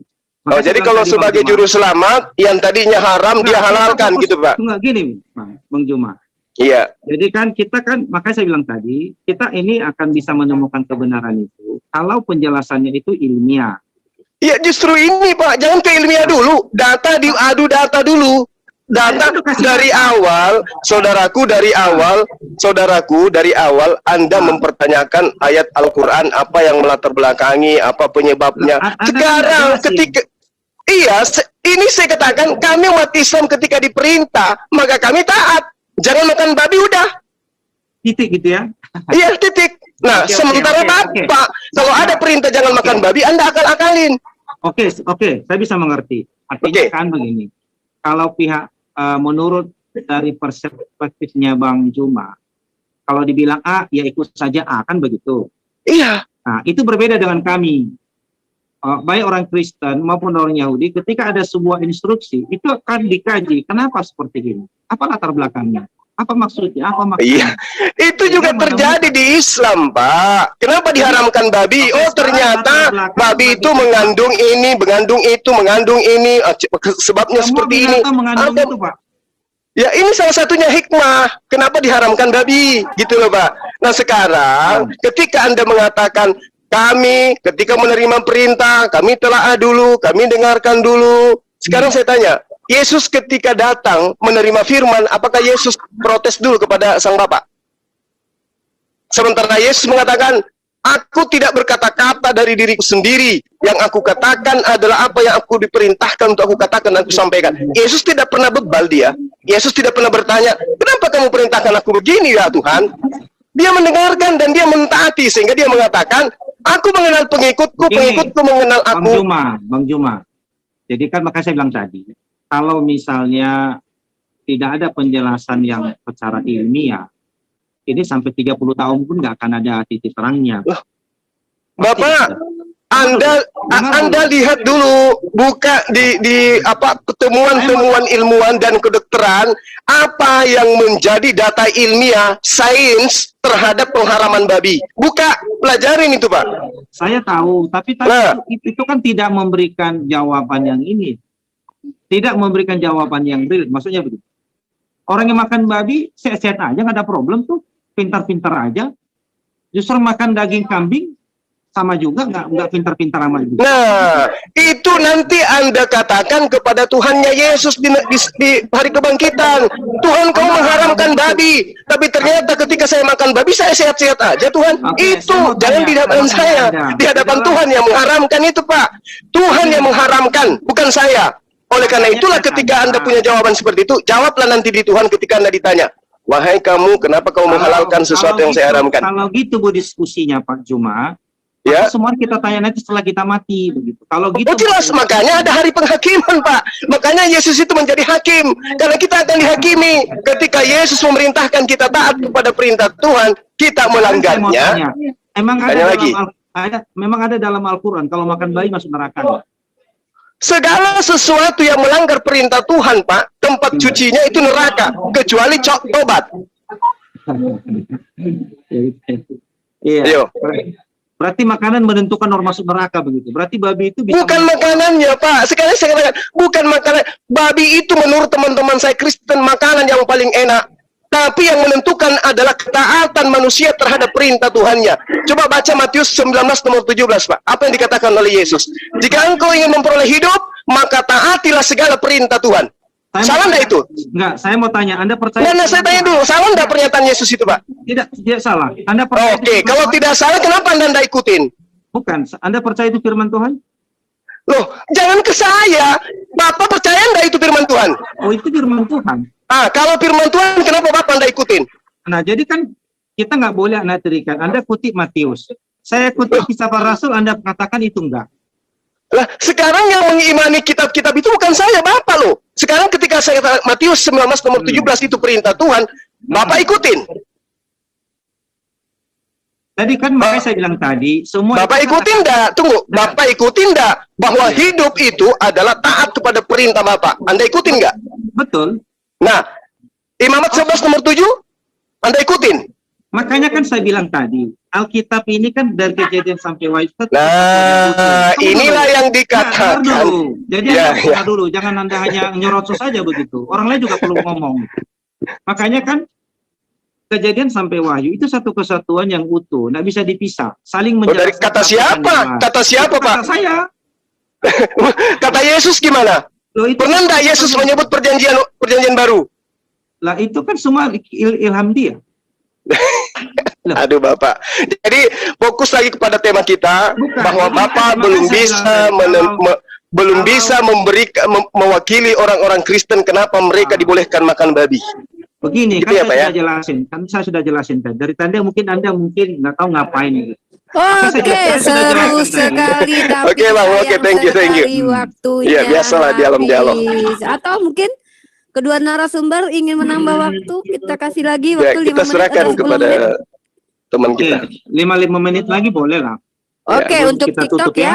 Oke. Ini belum closing statement ya teman-teman. Kita kasih waktu 10 menit lagi ya untuk TikTok karena masih gantung banget karena lagi seru-serunya ya.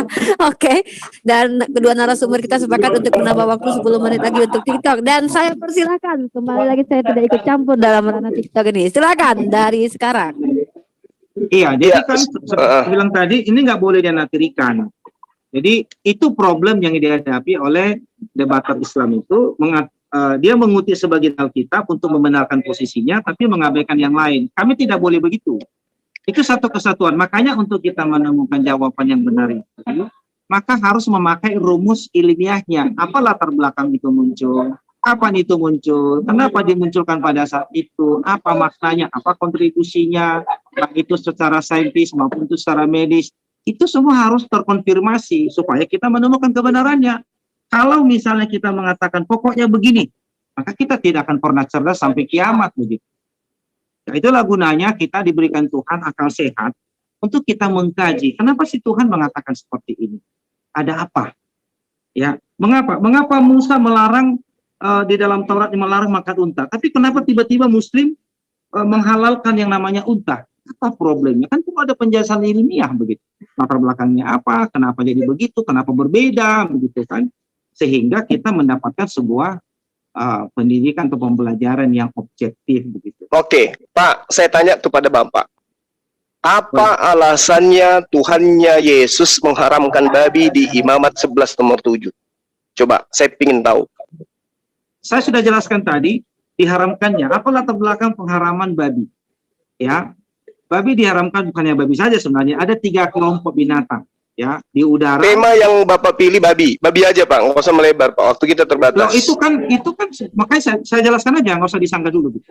Ada 3 kelompok di udara, di darat, termasuk babi, unta, keledai, kelinci. Yang saya tanya kan Bapak mengatakan ada hikmah yang secara ilmiah harus dipecahkan. Sekarang saya tanya, kenapa Imamat 11 Tuhan mengharamkan babi? Kenapa nggak mengharamkan yang lain? Kenapa babi? Apa alasannya? Anda mau dengar nggak atau gimana? Ya ini justru saya tanya, saya mau mendengarkan, makanya kalau bukan yang saya dengarkan bukan jawaban dari pertanyaan saya, pasti akan saya sanggah. Silakan. Oke, kalau begitu Anda saja, saya bertanya, apa latar belakang munculnya larangan makan babi? Coba, saya mau tunggu jawaban Anda. Di Al-Quran sudah dikatakan bahwa kami diperintah, kami mentaati. Latar belakangnya apa? Itu beda. Nah, ini wahyu yang datang dari Allah kepada baginda Rasulullah Muhammad SAW. Dikatakan bahwa tidak ada datang kepadaku wahyu untuk kemudian diharamkan makan makanan kecuali diantaranya adalah babi. Latar belakangnya apa? Tidak diceritakan di Al-Quran latar belakangnya. Yang itu nggak benar kalau begitu. Sekarang giliran Anda, silakan. Latar belakangnya apa? Gitu. Nah, makanya dengar saya gitu ya.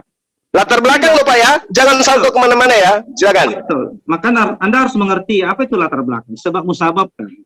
Kenapa diharamkan makan babi? Dilatar belakangi oleh janji kepada Abraham, di mana nanti Abraham akan menjadi bapa daripada Mesias. Dari keturunannya akan lahir Juru Selamat yang akan menanggung. Apa hubungannya Pak? Bapak ingin menjual Yesus? Apa hubungannya dengan babi? Ujung-ujungnya nanti anak itu lahir dari perawan. Apa hubungannya dengan babi? Makanya ini kan satu kesatuan yang utuh, saling menjelaskan. Anda kan tidak mau. Latar belakang Pak, latar belakang. Latar belakang babi haram. Ya. Latar belakangnya bahwa nanti dari Abraham akan lahir Juru Selamat dari keturunannya. Dengar dulu, makanya Anda dengar saja. Loh, Anda mau dijelasin atau gimana? Harusnya, jangan babi aja Pak. Diharamkan semuanya. Enggak, coba Anda jelaskan di versi Anda. Kan tak bisa juga Anda jelaskan kan latar belakangnya apa? Ini yang Anda jelaskan ini tidak ada hubungannya dengan pengharaman babi. Yang Anda ingin jual adalah Yesus mati di atas tiang salib. Bukan begitu. Makanya kan Anda perlu dengar dulu supaya Oke, silakan. Silakan. Ini moderator siapa ini kira-kira? Jadi kalau misalnya saya nggak jelasin gimana? Saya sudah katakan, saya tidak ikut campur. Silakan aja Bang, silakan. Biar kita dengarkan apa yang Anda ingin jual di sini. Silakan. Ini bukan masalah dijual begitu. Maka saya bilang tadi, setiap keyakinan yang tidak bisa menjelaskan imannya dengan metode seperti itu pasti iman membabi buta begitu. Nah ini Anda sudah membabi buta ini. Saya tunjuk 30 menit loh Pak. Kita minta apa yang melatar belakangi hal yang haram tadi menjadi halal, apa yang Anda tunjukkan kemudian? Ada? Mau dijelasin enggak? Menghabiskan waktu maksudnya. Saya mau Silakan. jelasin. Bukan Silakan. begitu. Anda kan tidak pernah bisa jelaskan latar belakang ini. Saya jelaskan latar belakang itu diharapkan karena bangsa Israel itu sedang kan dipilih Tuhan, ditabiskan menjadi bangsa pemberita kebenaran. Bahwa dari mereka nanti akan lahir juru selamat. Jadi untuk menjaga kemurnian keturunan dari Abraham sampai kedatangan sang juru selamat, mereka tidak boleh menikah dengan bangsa manapun. Sebagai simbol mereka tidak boleh menikah dengan bangsa manapun, maka dipakailah binatang ini sebagai simbol kenajisan, di mana mereka tidak boleh memakan binatang tertentu yang menggambarkan bangsa-bangsa di sekitar mereka. Ya, mereka tidak boleh menikah dengan raja manapun, yang tidak boleh. Ya, karena itu tidak satu iman. Mereka juga tidak boleh menikah dengan bangsa lain, walaupun strata sosialnya sama, tidak boleh. Apa hubungannya dengan babi haram, Pak? Dengar dulu, makanya kan Anda harus dengarkan aja. Mereka juga tidak boleh menikah dengan budak mereka. Sekalipun itu cantik, disimbolkan itu dengan binatang atau ikan yang tidak bersisik begitu. Sampai kapan ini berlaku? Sampai yang disimbolkan datang. Itulah sebabnya begitu juru selamat datang, maka larangan itu dicabut. Jadi orang bisa boleh makan apa saja asalkan itu berguna. Seperti itu. Itu asumsi atau apa itu, Pak? Loh, itu kan kesimpulan. Oh, kesimpulan. Loh, ya kalau Bapak- misalnya Anda membaca Al-Quran lalu Anda tidak menyimpulkan, itu kan aneh. Gini, saudara saya gini. Anda mengatakan ketika saya tanya latar belakangnya apa, ujung-ujungnya Kan sudah. ternyata Memang Ya. itu latar belakangnya. Anda tadi kan nggak jelaskan sama sekali. ujung-ujungnya Latar lari belakang kepada Nabi juru Muhammad selamat. apa? Jadi Anda mengatakan Yesus itu juru selamat. Nah sekarang kalau Yesus itu juru selamat, kenapa justru Anda membantah ajarannya? Saya tidak membantah, malah itu Loh, kan ini faktanya Anda menghalalkan babi. Dia yang mengharamkan. Loh, kan kisah para rasul itu udah dijelasin. Loh, saya lebih percaya kepada pernyataan Yesus, Pak, daripada pernyataan pengarang daripada kisah para rasul Lukas itu. Itu sama. Kok sama pula? Sama lah. Yesus mengharamkan babi, Lukas menghalalkan. Yesusnya mengharamkan. Mana yang Bapak percaya? Katanya juru selamatnya Yesus. Kenapa Anda justru mengikuti Di Lukas? makanya saya bilang tadi, Anda itu tidak boleh memegang satu lalu melepaskan yang lain. Ya, Alkitab ini satu kesatuan yang utuh, saling menjelaskan. Justru kacau kalau satu kesatuan yang aminkan yang mana? Lihat, pun yang masuk ke dalam perut yang Kata Tuhan yang mana? Sementara yang dikatakan kata Tuhan di dalam kitab Perjanjian Lama menurut hitungan orang-orang Yahudi, praktis ya, dalam kitabnya Yahudi diharamkan, kok bisa? Bang Juma, supaya kita ketemu di larangan memakan hewan tertentu. Kapan itu dimulai? Kenapa dimulai pada saat itu? Apa makna teologisnya? Apa kontribusinya untuk saya? Saya menyampaikan, Tidak ada. saya tidak bisa mengada-ngada sesuatu yang tidak ada di dalam kitab saya. Pegangan saya Al-Quran. Gini dia Bang Juma, latar belakang itu kan tidak latar belakangi oleh ini. Sebuah penjelasan itu. Saya mengatakan babi itu haram, seirama dengan Al-Quran, seirama dengan ajaran Yesus, sementara Anda menghalalkan. Apa patokan Anda kemudian? Boleh mengubahnya. Loh, Bahkan memangnya Lukas yang membuat bukan, itu kan Lukas mencari Yesus. Anda. Saya mau tanya Anda. itu diwahyukan Dibaca oleh Allah si kepada- Muhammad nggak, gitu? Saya mau tanya, dibaca Muhammad nggak Al-Quran? baca, Masa sih? iya, Yang bener aja. benar. Di mana coba? Ya buktinya dia diperintahkan ikra, baca, dia membaca. Nah, coba. Jadi kan artinya kan kita nggak usah masuk ke sana. Maka saya bilang tadi, kita nggak usah masuk kepada substansinya. Nggak bisa, Pak. Anda menghalalkan sesuatu yang diharamkan oleh Tuhan. Makanya saya bilang, Itu Anda harus bertanggungjawabkan, kan gitu. saya sudah tanggung jawab loh Bang Juma. Cuman kan saya bilang tadi. Iya, Bang oleh Juma karena kan itulah tidak aku tanya. jelaskan. Bang Juma tadi belum pernah jelaskan loh. Saya dengar dari tadi loh. Latar belakang Apa tuh? munculnya larangan ini. Kapan dimulai? Ya, Kenapa dimulai? Kan Nggak saya, ada loh. Pak, jangan menggunakan standar kitab Anda dengan kitab saya. Nggak boleh.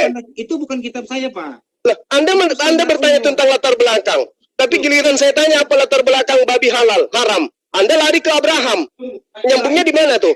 Ternyata ujung-ujungnya Anda ingin menjual. Itu berkesinambungan.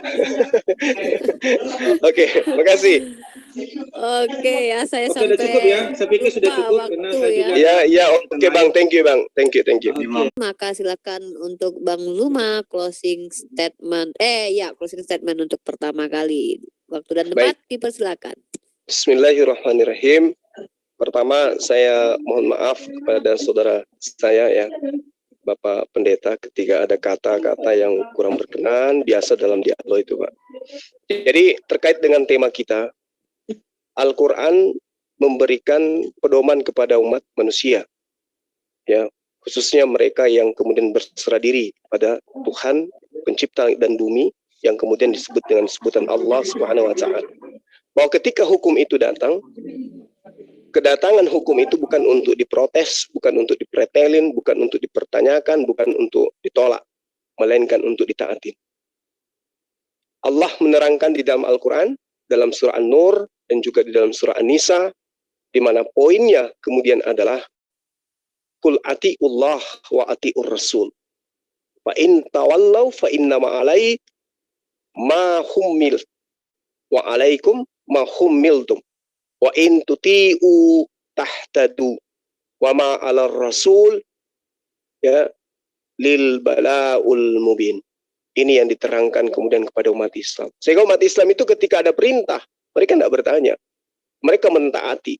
Berjalannya waktu kemudian, uraian demi uraian dalam perintah itu kemudian dibeberkan oleh masa dan juga zaman. Kenapa kemudian para ilmuwan banyak yang kemudian terkagum-kagum dengan isi Al-Quran? Karena itu tadi, Rasulullah Muhammad SAW tidak pernah melakukan penelitian. Ini yang mana yang harus diharamkan ini, babi atau onta, atau kodok, atau kepiting. Mereka melakukan penelitian dan seterusnya. Itu tidak ada ditemukan dalam Al-Quran. Tidak ada di dalam sejarah penulisan kodifikasi Al-Quran atau apapun namanya, baik dari sumber internal, eksternal, dari musuh-musuh Islam, yang pernah menorehkan bahwa baginda Rasul Muhammad SAW sebelum menuliskan Al-Quranul Karim, menyampaikan Al-Quranul Karim itu, terlebih dahulu melakukan penelitian. Seketika saja wahyu itu datang kepadanya untuk disampaikan kepada manusia, berjalannya waktu. Semakin canggih kehidupan manusia, semakin modern kehidupan manusia, mereka akan semakin dekat dengan kebenaran yang ada dalam Al-Quranul Karim. Allah menerangkan, taat kepada Tuhanmu dan taatilah kepada utusannya. Dan jika kamu berpaling, maka sesungguhnya kewajiban Rasul itu apa yang dibebankan kepadanya. Dan kewajiban kamu sekalian adalah semata-mata apa yang dibebankan kepadamu. Dan jika kamu taat kepadanya, niscaya kamu mendapat petunjuk. Dan tidak lain kewajiban Rasul itu melainkan menyampaikan amanat Allah yang ada dengan terang. Ini yang diterangkan oleh Al-Quran. Man yuti'ir Rasul faqad ata Allah wa man tawalla fama arsalnaka alaihi hafiza. Barang siapa yang mentaati Rasul, sesungguhnya ia telah mentaati Allah.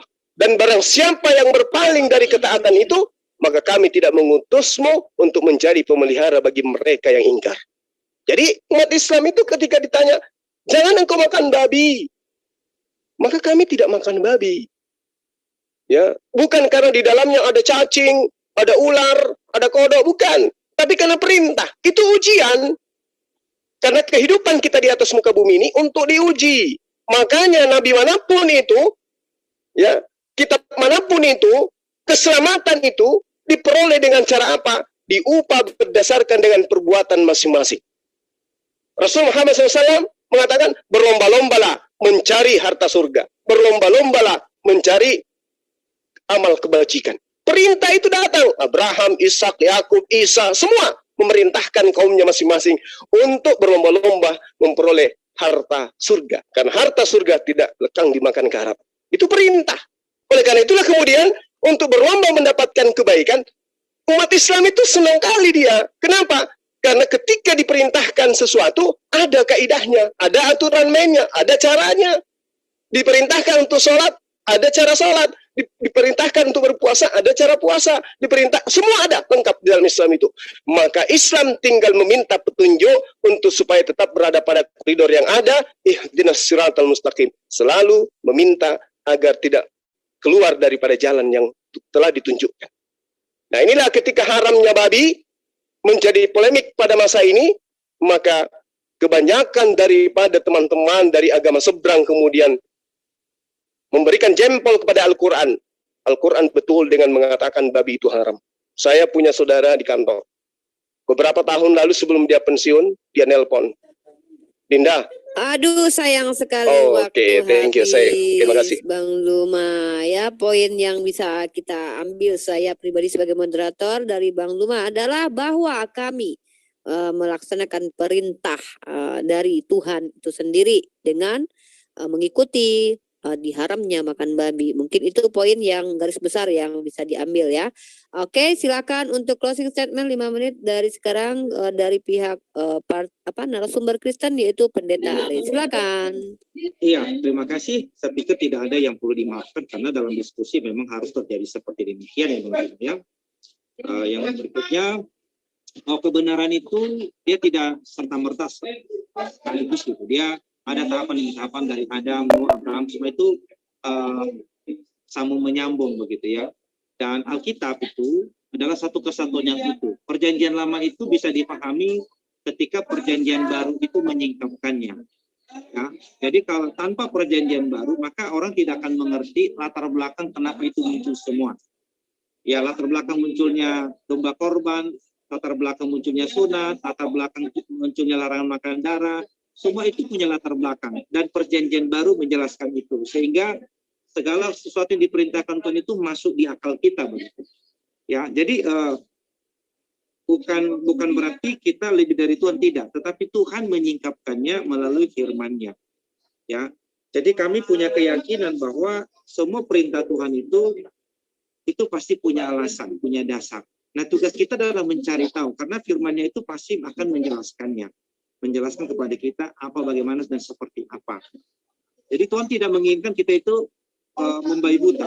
Oleh sebab itu, kita harus menggunakan akal budi kita untuk bisa memahami kebenaran itu. Sebab kalau kita tidak menggunakan akal budi yang kita miliki, ya, tidak menggunakan akal budi atau akal sehat yang diberikan Tuhan kepada kita, maka iblis akan menipu begitu.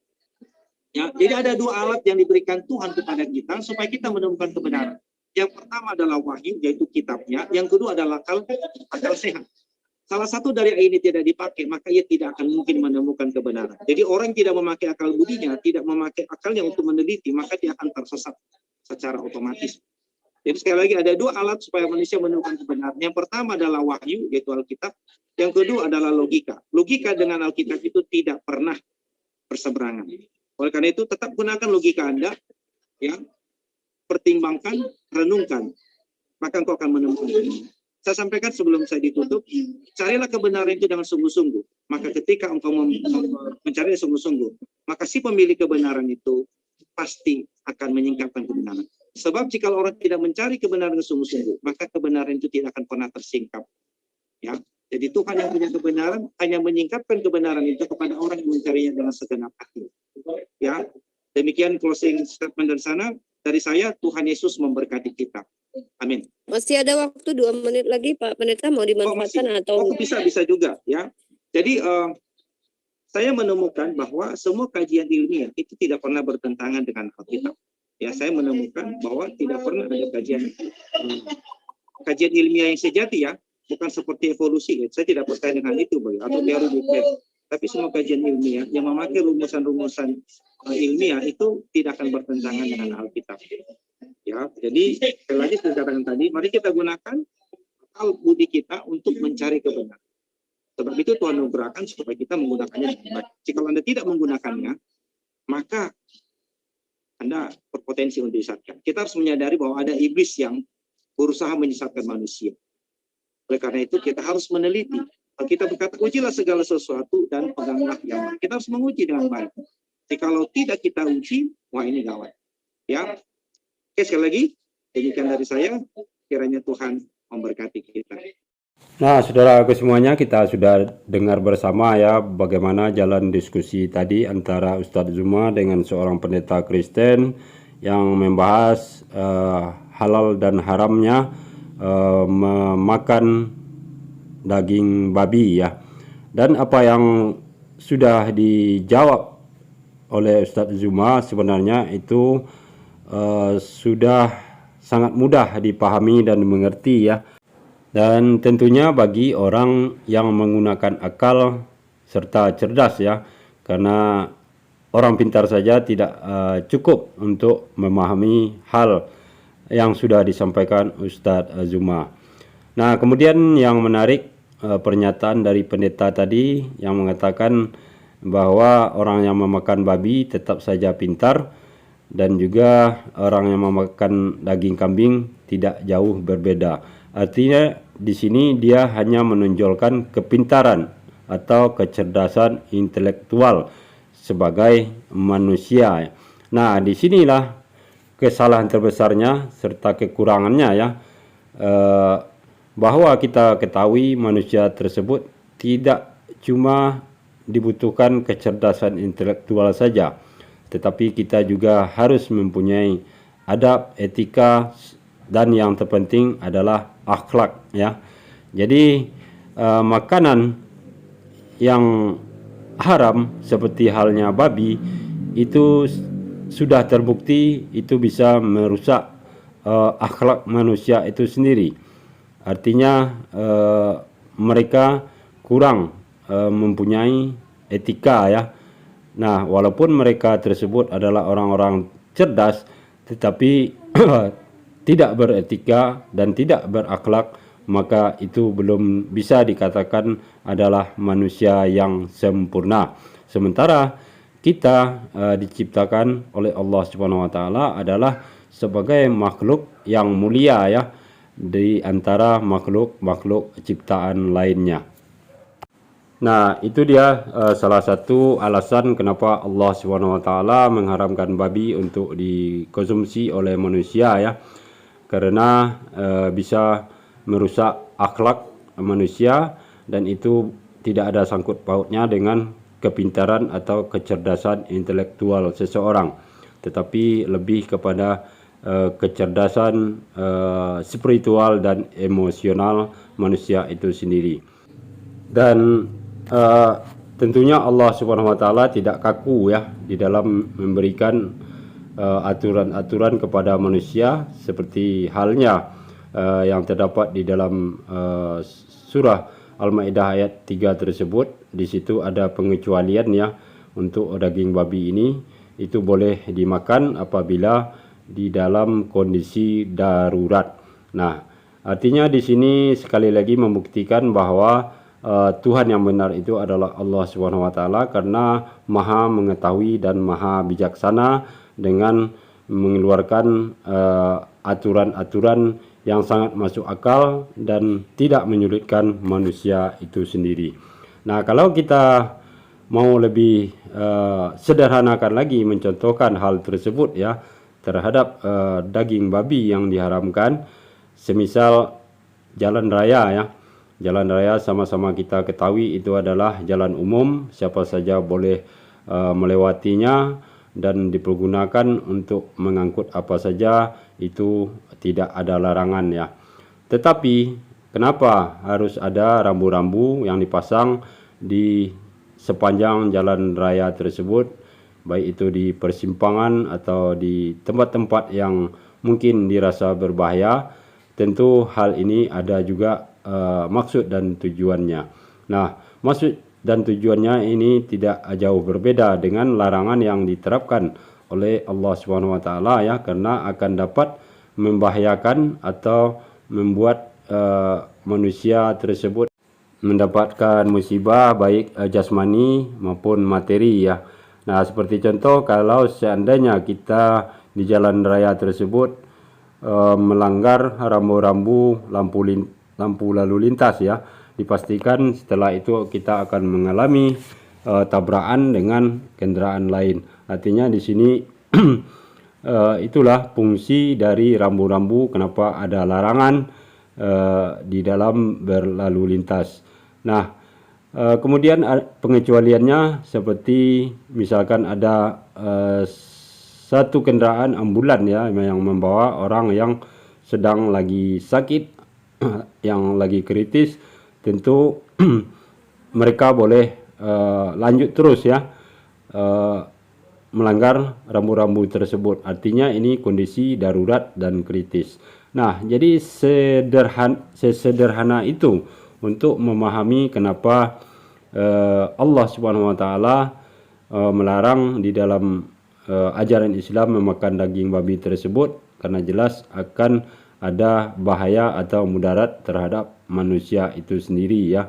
Seperti halnya yang sudah saya sampaikan di awal, dan begitu juga apa yang sudah diterangkan oleh Ustadz Zuma, itu semuanya sudah komplit dan sangat masuk di akal untuk diterima oleh orang yang berakal dan cerdas tentunya. Dan ini sekali lagi membuktikan bahwa ajaran Islam tersebut memang sangat indah ya, dan sekaligus membuktikan bahwa Allah Subhanahu wa taala itu adalah Tuhan yang sesungguhnya, karena Maha mengetahui dan Maha bijaksana dalam memberikan petunjuk terhadap manusia selama hidup di dunia ini ya. Dan jauh berbeda, bahkan bertolak belakang dengan ajaran Kristen yang coba dipaparkan oleh pendeta tadi, kita semua sudah mendengar ya. Dan alasan yang dikemukakan tersebut sangat tidak masuk akal serta tidak logis ya. Nah, demikianlah saudaraku semuanya, mudah-mudahan video ini ada hikmah bagi kita semuanya. Saya ucapkan terima kasih atas perhatiannya. Assalamualaikum warahmatullahi wabarakatuh.